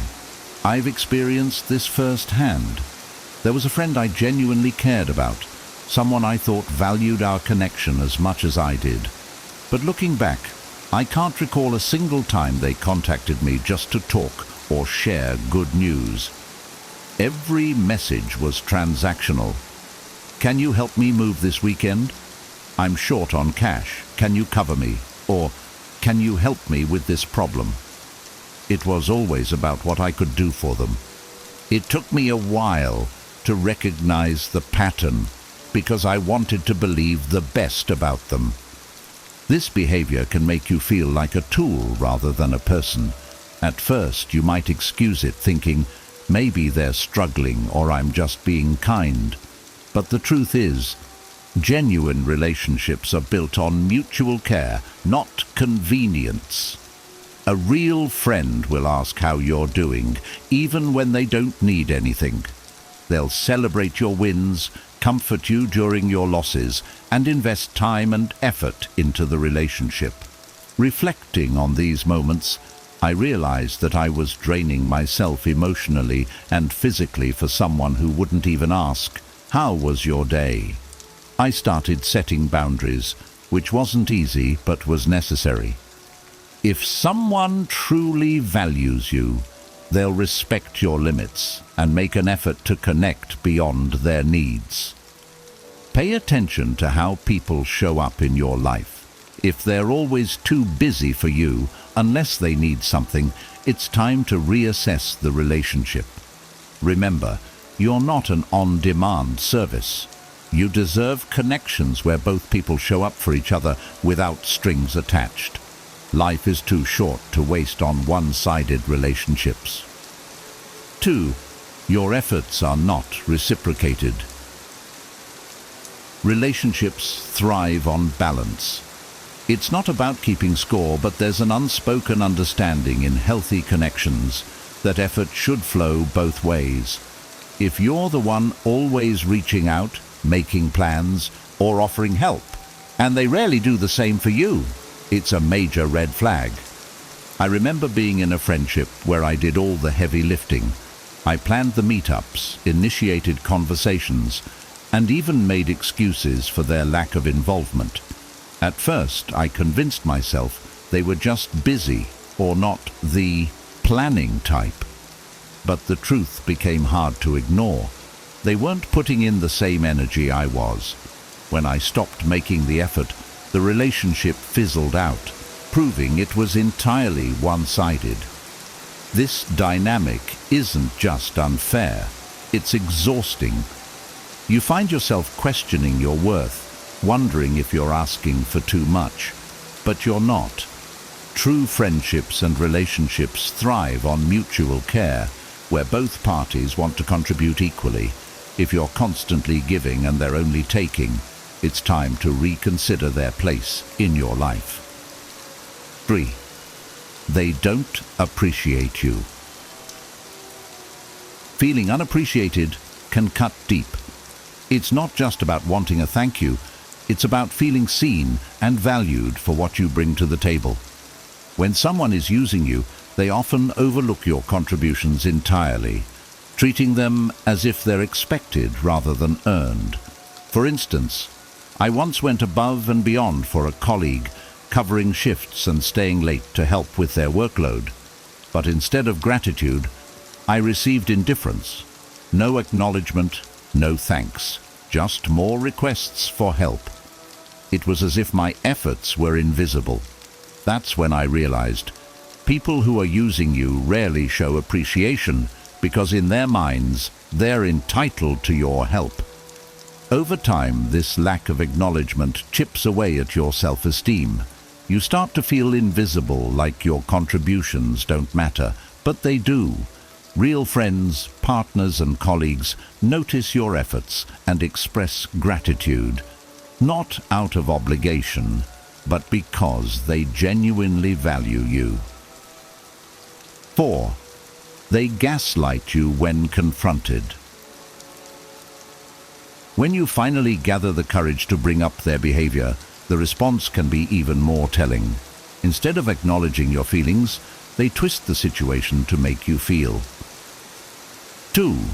Your efforts are not reciprocated. Think about the times you've gone out of your way for someone, whether it's lending a hand when they needed help, always being the one to reach out, or offering your time and energy to support them. Now, think about how they respond when the roles are reversed. Do they meet you with the same willingness and effort, or do they disappear, offering excuses or silence instead of support. I've been in situations where I felt like the glue holding a friendship or relationship together. For example, I had a friend who never initiated plans, but always accepted my invitations. I would check in on them regularly, send thoughtful messages, and even go out of my way to help them during tough times. Yet when I faced a difficult period, their silence was deafening. It wasn't just about their absence during hard times. It was their complete lack of initiative to maintain the relationship when I stopped putting in the effort. What I realized was that reciprocity isn't just about big gestures. It's about the small, everyday signs that someone values you. Do they text first once in a while? Do they make an effort to celebrate your wins, no matter how small? Do they notice when you're not okay and offer support without you having to ask? When someone doesn't do any of these things, it signals that their priority isn't the relationship. It's what they can get from it. One-sided relationships don't just drain your energy, they make you question your worth. You might think, if I just give a little more, maybe they'll appreciate me. But the truth is, people who don't reciprocate aren't likely to change unless they see their behavior as a problem. And that usually doesn't happen unless you set boundaries. The key is to recognize the imbalance and decide how much of your time and energy you're willing to invest. Healthy relationships are partnerships where both people contribute willingly and joyfully. If you're the only one doing the work, it's time to step back and evaluate whether the relationship is truly worth your effort. After all, you deserve connections that leave you feeling supported, valued and cared for, not depleted. 3. They don't appreciate you. When someone truly values you, they'll make an effort to show it, through their words, actions, or even small gestures. But when someone is using you, appreciation becomes almost non-existent. They treat your kindness, support, and effort as if it's their entitlement, rather than a gift you've chosen to give. I remember helping a close acquaintance through a rough financial patch. I lent them money, listened to their struggles, and even helped them find some job leads. I didn't expect anything in return, except maybe a sincere thank you, or acknowledgement of my effort. Instead, they acted as if my help was their due. There was no gratitude, no sense of reciprocity, just an expectation that I'd keep stepping in whenever they needed me. Over time, it felt less like kindness on my part and more like obligation, dictated by their indifference. This lack of appreciation can cut deeply. It makes you feel invisible, as if all the energy you've poured into the relationship goes unnoticed or unvalued. Over time, it can erode your self-worth, leaving you questioning if you're even worth appreciating in the first place. The problem isn't with you, it's with them. People who take others for granted are often too focused on their own needs to recognize the effort and care they're being given. True appreciation isn't just about saying thank you. It's about someone acknowledging your value, treating your time and energy with respect, and showing that they don't take your presence in their life for granted. When someone appreciates you, you feel it, not just in their words, but in how they treat you overall. If you notice someone consistently failing to show appreciation, it's a sign to reevaluate the relationship. Ask yourself, does this person truly value me? Or are they just using me to meet their needs? You deserve to be appreciated for who you are and for everything you bring to the table. Don't settle for less. 4. They gaslight you when confronted. One of the clearest signs that someone is using you is how they react when you try to address the imbalance. Instead of acknowledging your feelings or taking responsibility, They twist the situation to make you feel like the problem.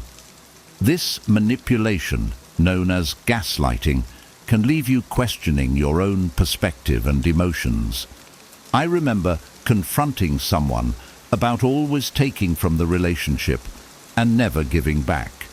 I pointed out how I was the one making all the effort, while they seemed content to just take.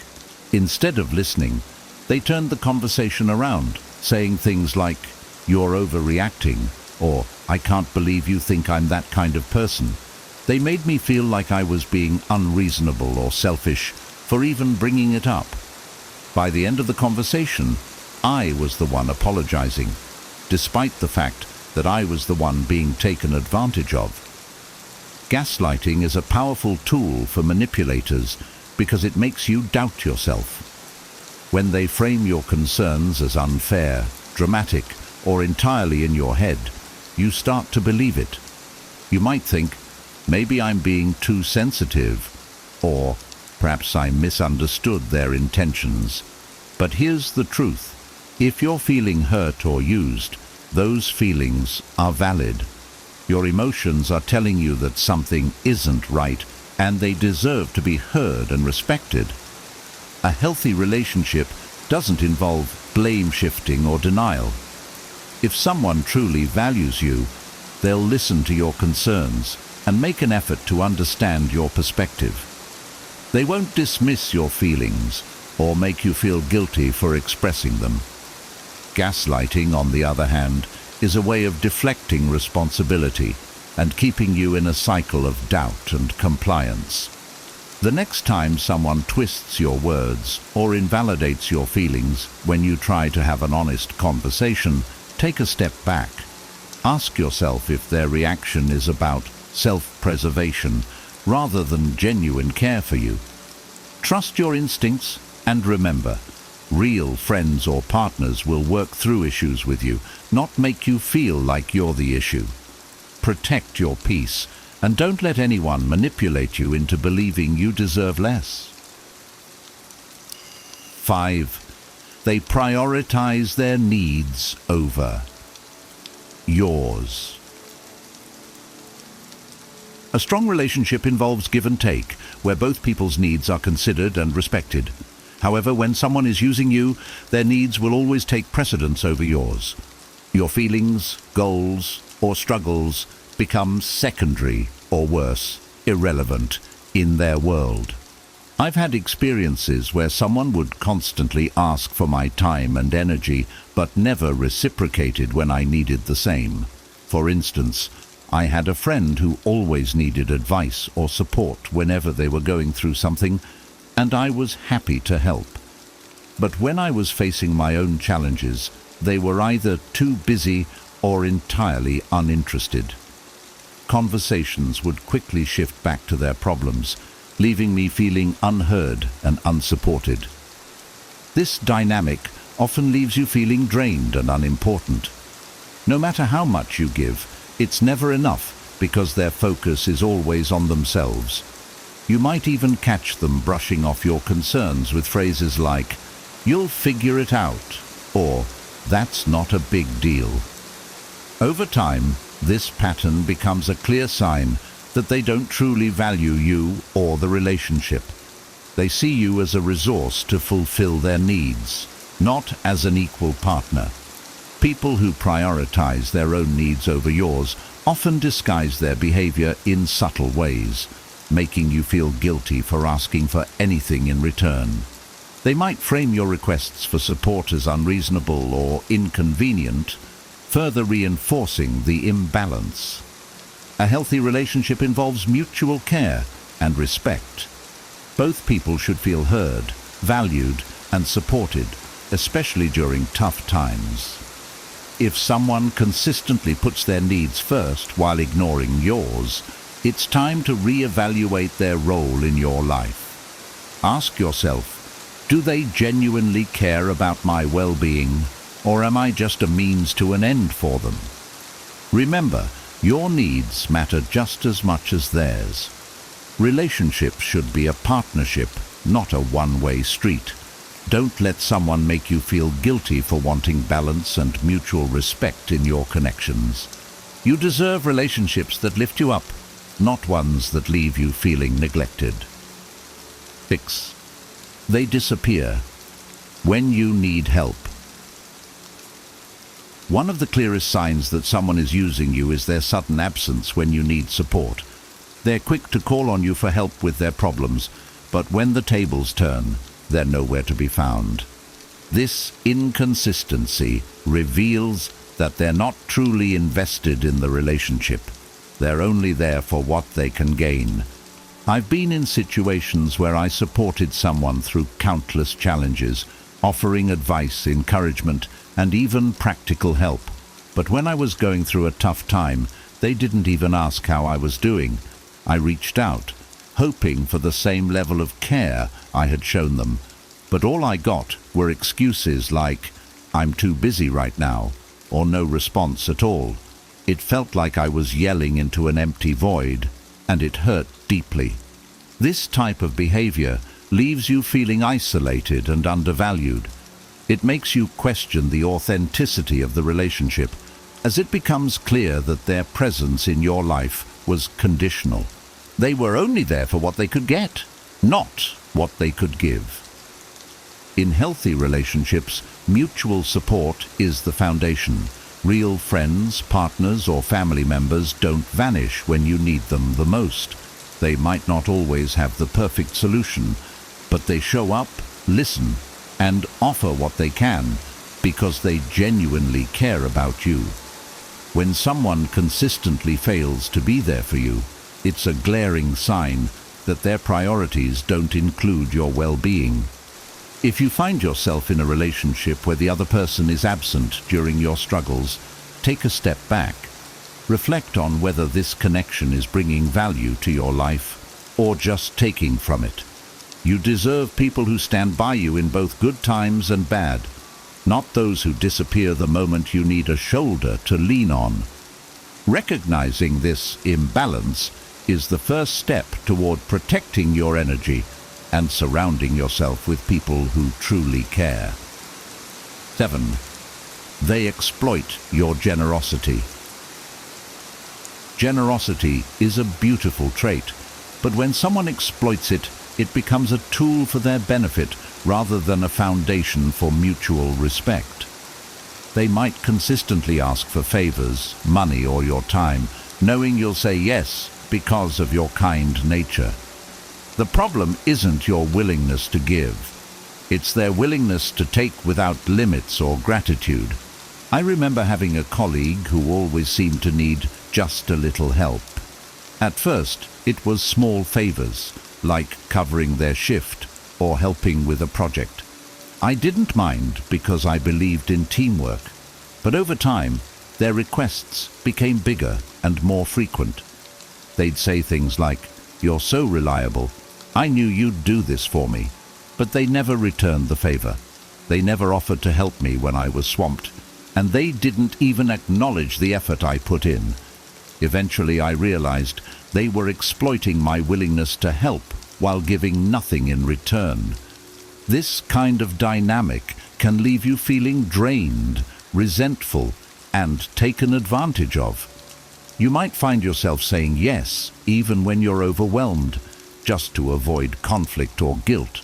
The truth is, people who exploit your generosity often rely on your discomfort with setting boundaries. They know you'll go the extra mile because you're kind-hearted, and they use that to their advantage.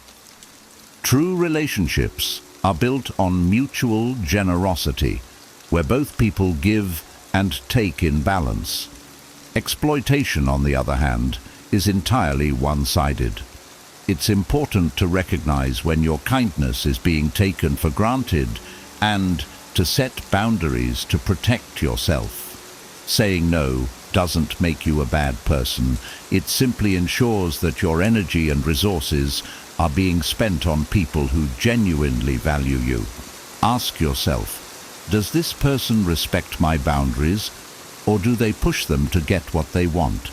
If you feel more like a resource than a valued friend, it's time to reassess the relationship. Your generosity is a gift, not a given, and it should be appreciated, not exploited. 8. You feel drained around them. The people in your life should uplift and energize you, not leave you feeling emotionally, mentally, or even physically drained. When someone is using you, their constant demands, negativity, or selfishness can sap your energy, leaving you exhausted after every interaction. I once had a friend who seemed to turn every conversation into a complaint about their life or a request for help. No matter how much I tried to support or cheer them up, it was never enough. They would unload their problems onto me without asking about my day or my struggles. Over time, I noticed a pattern. I felt worse after talking to them, not better. It wasn't just that they needed help. It was that the relationship was entirely focused on them, with no room for my needs or feelings. When someone leaves you feeling drained, it's often because the relationship is imbalanced. You're constantly giving your time, attention, or emotional support, while they take without offering anything in return. This dynamic can make you feel like their emotional dumping ground or problem solver, rather than a valued friend or partner.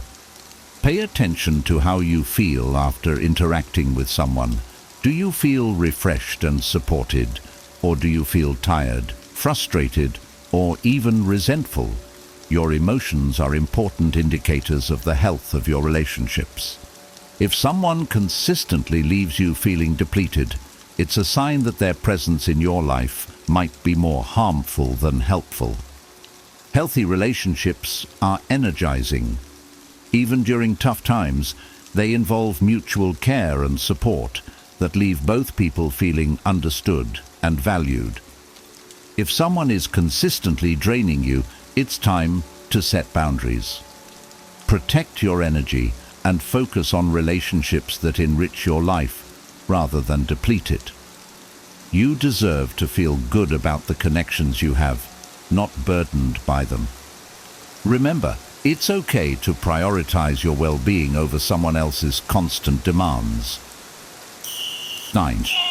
They manipulate you with flattery or guilt. People who use others often rely on manipulation to keep control of the relationship.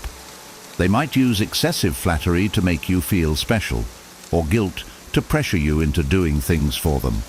These tactics are not about genuine connection, but about maintaining their advantage over you.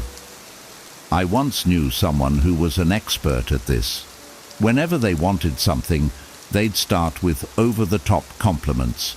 "You're the only person I can trust with this," or "You're so amazing for always helping me." At first, it felt good to be appreciated, but I began to notice a pattern. The flattery wasn't sincere. It was a setup to get what they wanted. On the other hand, if I ever hesitated to help, they'd quickly pivot to guilt. "I thought you cared about me." Or, "I guess I'll have to figure it out on my own." This emotional manipulation traps you in a cycle of compliance. The flattery makes you feel obligated to help, while the guilt makes you feel bad if you don't.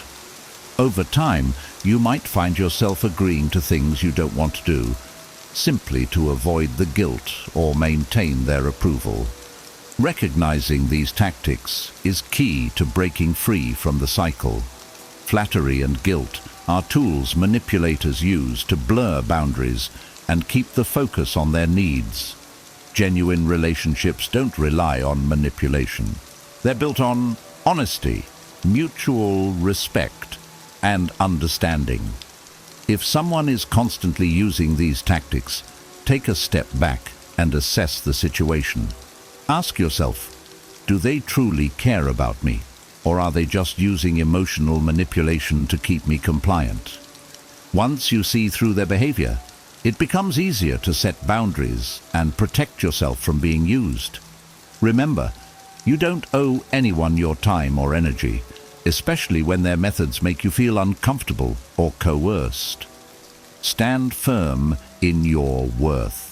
You deserve relationships that are based on authenticity, not manipulation. 10. You question their true intentions. One of the most telling signs that someone is using you is the nagging feeling that their intentions aren't genuine.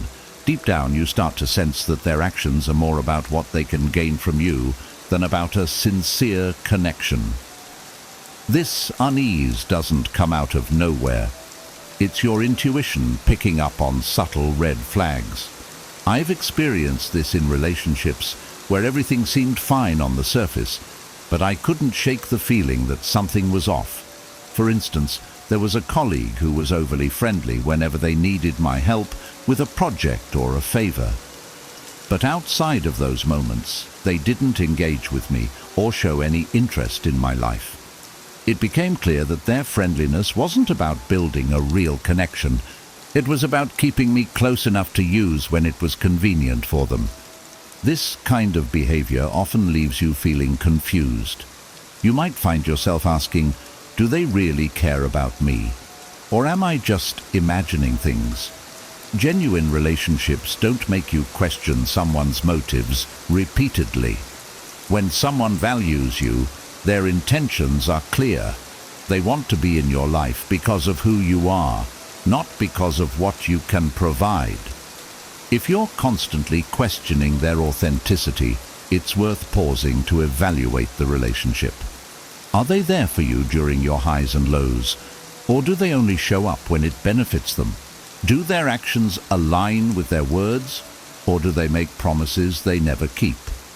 These questions can help clarify whether their intentions are genuine or self-serving. Trust your instincts. If something feels off, it probably is. Real connections leave you feeling secure and valued, not suspicious or uneasy. Don't ignore those gut feelings. They're often your best guide. You deserve relationships where you don't have to second-guess someone's motives, where the connection is built on mutual care and respect, not on hidden agendas. Prioritize those who show up for you genuinely, and let go of those who make you doubt their true intentions. Here are 10 powerful lessons from Stoic wisdom to help you reinvent yourself in 2025. You've probably tried to change before, only to fall back into old patterns. But what if the problem isn't you? It's the way you're approaching reinvention. The Stoics believed that true transformation starts not with grand gestures, but with mastering your mindset and focusing on what's within your control. Imagine waking up every day with clarity and purpose, no longer held back by fear, regret, or distractions. Picture yourself calmly navigating challenges, building habits that stick, and becoming the person you've always wanted to be. The process isn't easy, but it's simple. In the next few minutes, you'll discover timeless principles that have helped people for centuries, from Roman emperors to modern thinkers, reshape their lives. And by the end of this, you'll have a clear roadmap to make 2025 your most transformative year yet. 1. Embrace the power of the present moment. We suffer more often in imagination than in reality. Seneca. How often do we waste time overthinking the past or fearing what lies ahead? I used to spend hours replaying past mistakes in my mind, wondering how I could have avoided them. Worse, I'd lose sleep worrying about the future, whether my plans would work out or if I'd fail yet again. But nothing ever changed until I learned to focus on the present moment, where my true power lies. Imagine standing at the edge of a forest. You're carrying a heavy bag of regrets from the past and a backpack full of fears about the future. Every step forward feels impossible. The Stoics teach us to put those burdens down and focus on the path right in front of us. That's where reinvention begins, not yesterday, not tomorrow, but now. I started practicing this principle with small changes. Every morning, I ask myself, what is one thing I can do today to improve my life? Instead of worrying about a year-long fitness goal, I committed to 20 minutes of exercise that day. Instead of regretting a broken friendship, I reached out to one person I cared about. These small, intentional actions in the present moment added up over time. Think about your own life. Is there a project you've been postponing because it feels overwhelming? Break it down into something you can tackle today. Are you stuck in a cycle of regret? Write down one lesson you've learned and focus on using it now. The Stoics remind us that life unfolds in the present. By grounding yourself in today's actions, you'll build a future worth looking forward to, step by step, moment by moment. 2. Define your core values. Waste no more time arguing what a good man should be. Be one. Marcus Aurelius. Reinvention is impossible without knowing who you are and what you stand for. In my early 20s, I chased success without purpose. I worked hard but felt unfulfilled. Why? Because I never paused to ask myself what truly mattered to me. I was living by others' expectations, not my own values. Defining your core values is like setting the coordinates for your GPS. Without them, you'll wander aimlessly. One weekend, inspired by Marcus Aurelius, I wrote down 5 values that I wanted to live by: integrity, growth, kindness, resilience, and gratitude. They became my guideposts for decision-making. For example, when I was offered a job with higher pay but questionable ethics, I said no. It felt uncomfortable at first, but staying true to my values gave me peace of mind. You can try the same exercise. Take 15 minutes today to reflect on what matters most to you. What kind of person do you want to be? What qualities do you admire in others? Write these down and then ask yourself, am I living in alignment with these values? If not, start small. If kindness is one of your values, practice it by helping a stranger. If growth matters to you, spend 10 minutes learning a new skill. Reinvention doesn't happen overnight, but aligning your actions with your values will bring you closer to the person you want to become. 3. Detach from external validation. He who looks outside dreams, he who looks inside awakes. Epictetus. For years, I measured my worth by others' approval. A promotion felt good only if my friends were impressed.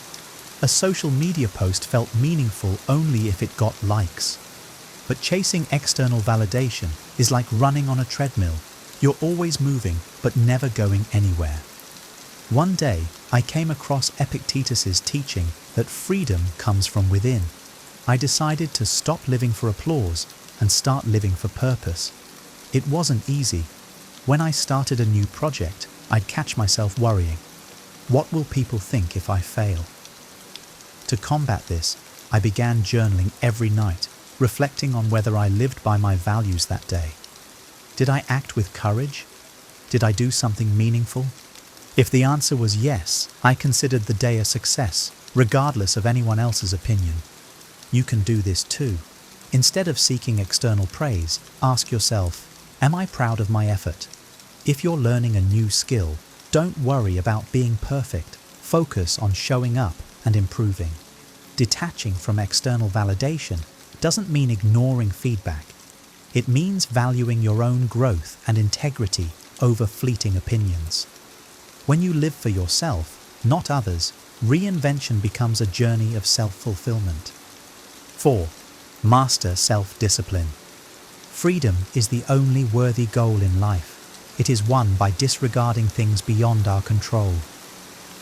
Epictetus. Reinvention requires consistency, and consistency demands discipline. A few years ago, I set a goal to run a 10K. I was excited at first, but after a week, the motivation faded. I skipped runs and made excuses. Then, I realized that motivation is fleeting, but discipline is reliable. The Stoics teach us to focus on what we can control, our actions, not our feelings. I started small, committing to run for just 10 minutes a day. On days when I didn't feel like running, I reminded myself of Epictetus's wisdom. We cannot control the wind, but we can adjust our sails. My feelings were the wind, unpredictable and ever-changing. My discipline was the sail, guiding me toward my goal regardless of the conditions. Think about an area in your life where you lack consistency. Whether it's fitness, learning, or relationships, set a small, achievable daily goal. Focus on showing up, even if the effort feels minimal. Over time, these small acts of discipline compound into significant change. Reinvention isn't about doing extraordinary things once. It's about doing ordinary things consistently. 5. Learn from failure. Difficulties strengthen the mind as labor does the body. Seneca. Failure used to paralyze me. If I didn't succeed, I saw it as proof that I wasn't good enough. But Seneca's wisdom changed my perspective. He taught me that failure is a teacher, not an enemy. It's an opportunity to grow stronger. I once launched a business idea that flopped spectacularly. I lost time, money, and confidence. But instead of wallowing, I wrote down 3 lessons from the experience. First, I learned the importance of market research. Second, I realized the value of a solid support network. Third, I discovered that resilience is my greatest asset. The next time you face failure, resist the urge to see it as a dead end. Instead, ask, what can I learn from this? Write down your lessons and apply them moving forward. Each failure is a stepping stone toward your reinvention. Remember, the only true failure is giving up. 6. Practice negative visualization. Prepare yourself for the worst and you will never be disappointed. Seneca. Negative visualization might sound counterproductive, but it's one of the most powerful tools for personal reinvention. I used to fear failure so much that it kept me from trying new things. Then I discovered this Stoic practice, imagining the worst-case scenario, not to dwell on it, but to prepare for it. When I considered starting a new job, I was terrified of failing, so I sat down and wrote out the worst that could happen. I might struggle at first, make mistakes, or even lose the job.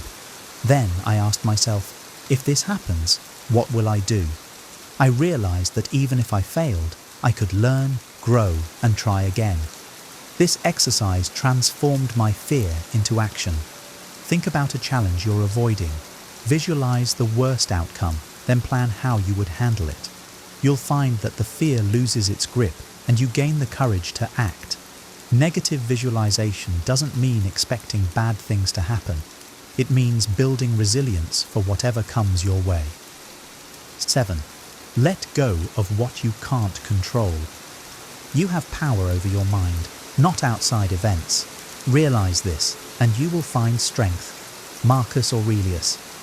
Reinvention requires focus, but too often we waste energy worrying about things beyond our control.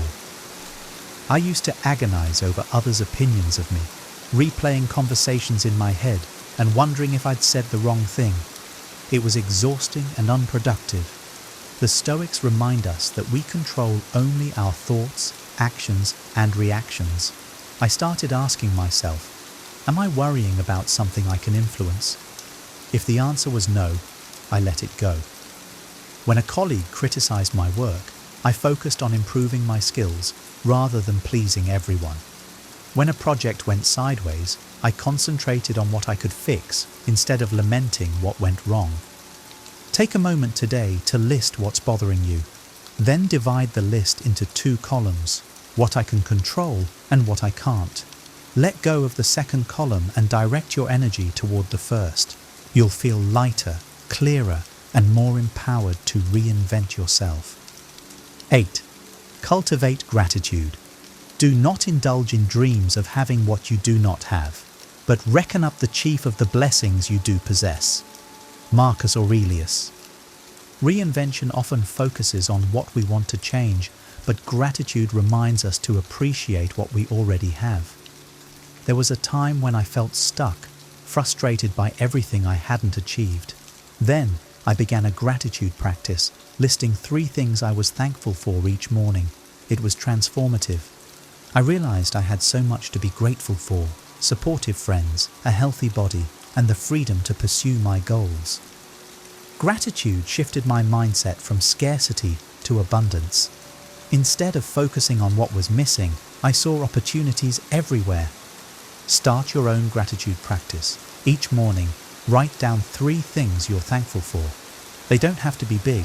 Maybe it's the sunrise, a kind word from a friend, or the chance to start fresh. Gratitude fuels positivity, which in turn strengthens your resolve to grow and improve. 9. Serve a higher purpose. Man is not worried by real problems so much as by his imagined anxieties about real problems. Epictetus. Reinvention is most meaningful when it's connected to something larger than yourself. For years, I focused solely on personal goals, but I felt a sense of emptiness. Then, I began volunteering at a local shelter, and everything changed. Contributing to others gave my life a deeper sense of purpose. What cause or mission speaks to you? It doesn't have to be grand. Helping a neighbor, mentoring someone, or contributing to your community can be powerful. When your reinvention is tied to serving others, you'll find new motivation and fulfillment. Purpose gives your efforts meaning, even when the journey gets tough. 10. Remain flexible and open to change. No man steps in the same river twice, for it is not the same river, and he is not the same man. Heraclitus. Reinvention is a process, not a destination. I used to believe that once I achieved certain goals, I'd be complete. But life has a way of surprising us. The Stoics teach that change is constant, and adaptability is key. When a career opportunity arose in a field I hadn't considered, my first instinct was to reject it. But then I remembered that growth often comes from unexpected places. I took the leap, and it turned out to be one of the best decisions of my life. In 2025, approach your reinvention with curiosity and flexibility. Be willing to pivot, try new things, and embrace the unknown. Change is inevitable, but it's also where growth happens. By staying open, you'll discover paths you never imagined. Reinventing yourself is a journey, not a quick fix, and these 10 Stoic lessons are here to guide you every step of the way. Remember, each small action you take today builds the foundation for a stronger, more purposeful tomorrow. Whether it's focusing on the present, mastering self-discipline, or aligning your life with your core values, you hold the power to create lasting change. If you found these insights helpful, give this video a thumbs up to let us know. Don't forget to hit the subscribe button and turn on notifications so you never miss more content on Stoicism, self-improvement, and wisdom for living a better life. We'd love to hear from you. What lesson resonated with you the most? Are there any Stoic practices you've already started using? Share your thoughts and takeaways in the comments below. Your journey could inspire someone else to start theirs.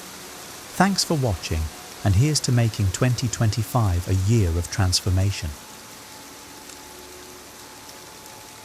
Today, we are setting out to understand anger, a force that often disrupts our peace and clarity. Anger is not an enemy to be feared, but a natural response that can either consume us or be transformed into something constructive. Stoicism teaches us that our emotions, while natural, need not dictate our actions or cloud our judgment. Instead, we can learn to approach anger with wisdom, using it to uncover deeper truths about ourselves. In this session, we'll explore how to meet anger with patience, understanding, and, ultimately, self-mastery. We'll look at practical ways to transform anger into clarity and frustration into insight. allowing us to engage with life's challenges from a place of inner calm and resilience. The Stoics believed that freedom comes from within, and that a truly powerful individual is one who masters themselves, not others. As we go through these principles, I invite you to reflect on how each can guide you toward a more peaceful, fulfilling life. 1. See anger as a signal, not a solution. I've learned that anger often points us towards something deeper, like an unmet need, a boundary crossed, or even a fear lurking beneath the surface. For example, if I'm frustrated with a friend who's consistently late, my anger isn't necessarily about the wait. It's often about feeling disrespected or undervalued. Recognizing this underlying reason helps me to separate the situation from my reaction. Instead of seeing anger as a call to react immediately, I can view it as a reminder to address my needs in a constructive way. This perspective shift takes practice. When I feel anger rise, I pause and ask myself, what is this really about? This simple question can transform anger from a force that clouds judgment into a tool for self-discovery. It encourages me to dig deeper and confront the root issue. Maybe I need to set clearer boundaries, communicate better, or work on my own insecurities. Viewing anger as a signal rather than a solution also makes interactions more productive. Instead of letting anger take control, I take responsibility for understanding and addressing my own needs.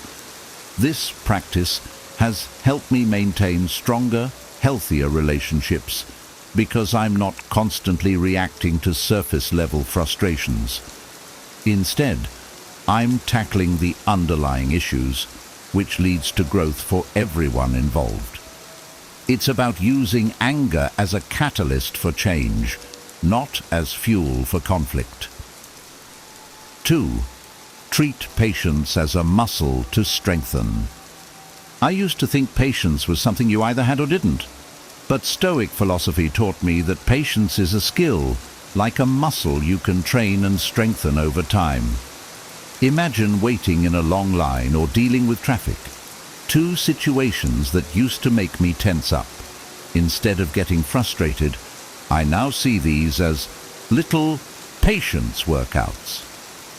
Each time I choose to stay calm, it's like doing a mental rep that builds my patience for bigger challenges. To practice, I start by focusing on my breathing when frustration builds.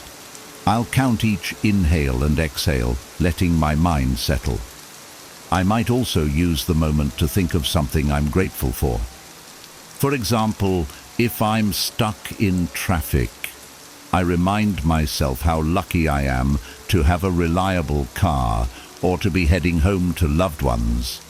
It sounds simple, but this shift in focus helps me turn what would have been a stressful moment into a peaceful one.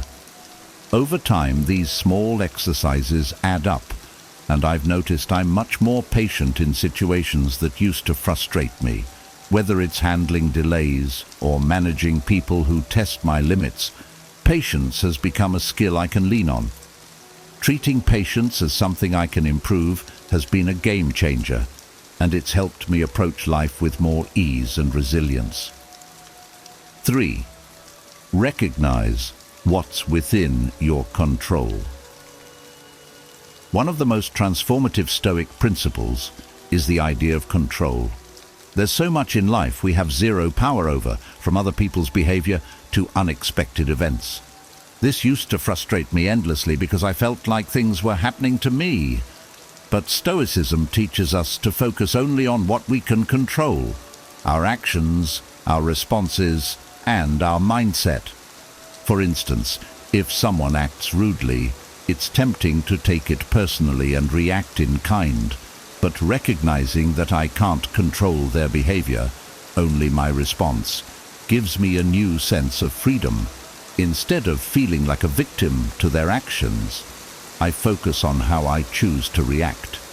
This shift has been incredibly empowering. I no longer waste energy trying to change things that are beyond my control.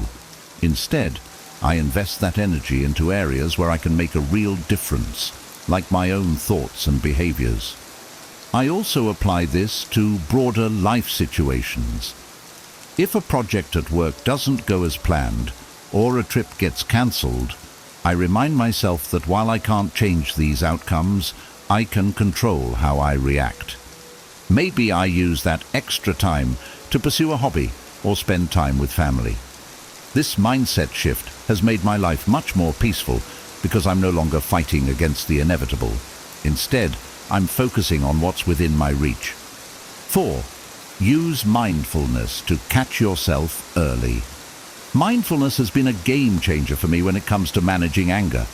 It's easy to get caught up in the heat of the moment, especially when something triggers us unexpectedly. But practicing mindfulness, staying aware of my thoughts and feelings in real time, has helped me catch anger early before it spirals out of control. When I feel that initial surge of frustration, I take a deep breath and focus on the sensation of breathing. This simple act brings me back to the present and creates a little mental pause. In that space, I can decide whether the situation really warrants a big reaction or if it's something I can let go of. Often I find that this quick pause is enough to see things more clearly. For example, if I get a frustrating email, I no longer fire off a response right away. I breathe, let the initial reaction settle, and come back to it when I'm calm. This practice of mindfulness has saved me from saying or doing things I'd regret. Over time, I've become better at recognizing anger as it arises, allowing me to control it rather than let it control me. Mindfulness isn't a cure-all, but it's a powerful tool. It gives me the space to choose my response consciously, rather than being driven by emotion. The more I practice, the more natural it becomes, helping me stay grounded in the moments that matter most. 5. Turn anger into curiosity. I used to see anger as something to suppress or avoid, but Stoicism introduced me to a different approach, turning anger into curiosity. Instead of reacting right away, I now try to ask myself, why does this bother me? This question shifts my focus from the external trigger to my internal response, helping me understand the deeper reasons behind my anger. For instance, if a friend makes a hurtful comment, my immediate reaction might be to feel defensive. But instead of snapping back, I pause and ask, what's really going on here? Sometimes I realize the comment triggered an insecurity of mine, or maybe I'm just tired and more sensitive. This insight doesn't excuse rude behavior, but it helps me respond thoughtfully instead of react impulsively. Curiosity also allows me to see the other person's perspective. Maybe they're dealing with their own issues or didn't mean to come across the way they did. By approaching anger with curiosity, I turn potentially tense moments into opportunities for growth and understanding. This approach has not only helped me manage my anger, but has also deepened my empathy and improved my relationships. 6. Practice empathy toward others' flaws. It's easy to get frustrated with others when they mess up or don't meet our expectations. But Stoicism reminds me to see these moments as opportunities to practice empathy. For instance, if someone makes a mistake at work or acts rudely, I try to consider what they might be going through. Maybe they're stressed, dealing with personal issues, or simply had a rough day. Instead of reacting with anger, I remind myself that they're human too, just like me. This shift from judgment to empathy has helped me stay calm and respond with compassion rather than frustration. It doesn't mean excusing poor behavior, it just means choosing understanding over anger. This mindset has not only made me more patient, but also improved my relationships, as people feel more comfortable around someone who sees their flaws with kindness. 7. Forgive to find freedom. Forgiveness used to feel like letting someone off the hook, but Stoicism has taught me that forgiveness is really about freeing myself. When I hold on to anger, I'm carrying that burden around with me, replaying events that only weigh me down. But when I choose to forgive, I'm not saying the hurtful behavior was okay. I'm simply releasing its hold over my peace of mind. One way I practice forgiveness is by reminding myself, I release this because it no longer serves me. Saying this out loud or in my mind gives me a sense of closure. Over time, I've noticed that forgiveness isn't about the other person at all. It's about choosing peace for myself. And when I let go of anger, I make space for more positive emotions like compassion and joy. 8. Embrace the impermanence of feelings. One powerful Stoic insight is the recognition that everything, our anger, happiness, even challenges, is temporary. This concept has helped me immensely, especially during tough times. When I feel overwhelmed by anger, I remind myself, this, too, shall pass.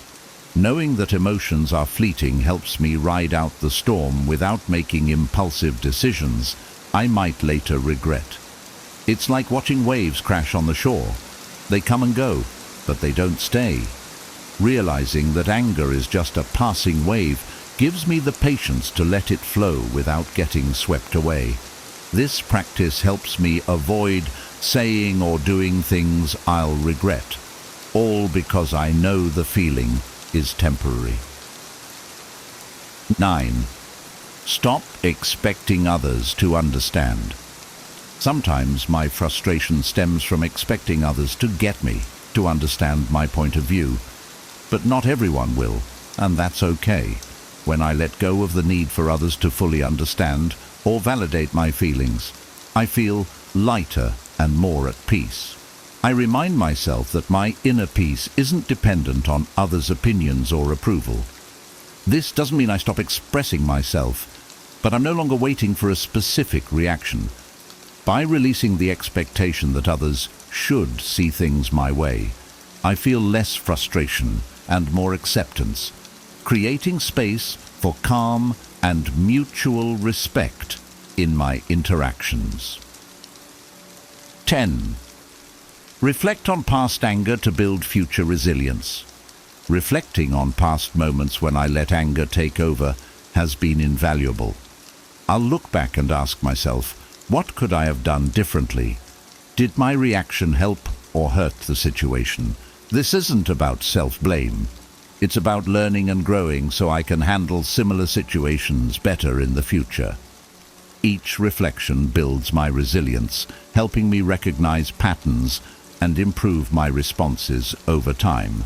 By understanding how I handled past situations, I prepare myself to respond more calmly and constructively when anger inevitably comes up again. This process has helped me develop greater emotional strength and wisdom over time. Thank you for joining me on this journey to understand anger through a Stoic lens. Remember, Stoicism isn't about suppressing emotions, but about mastering our responses to them.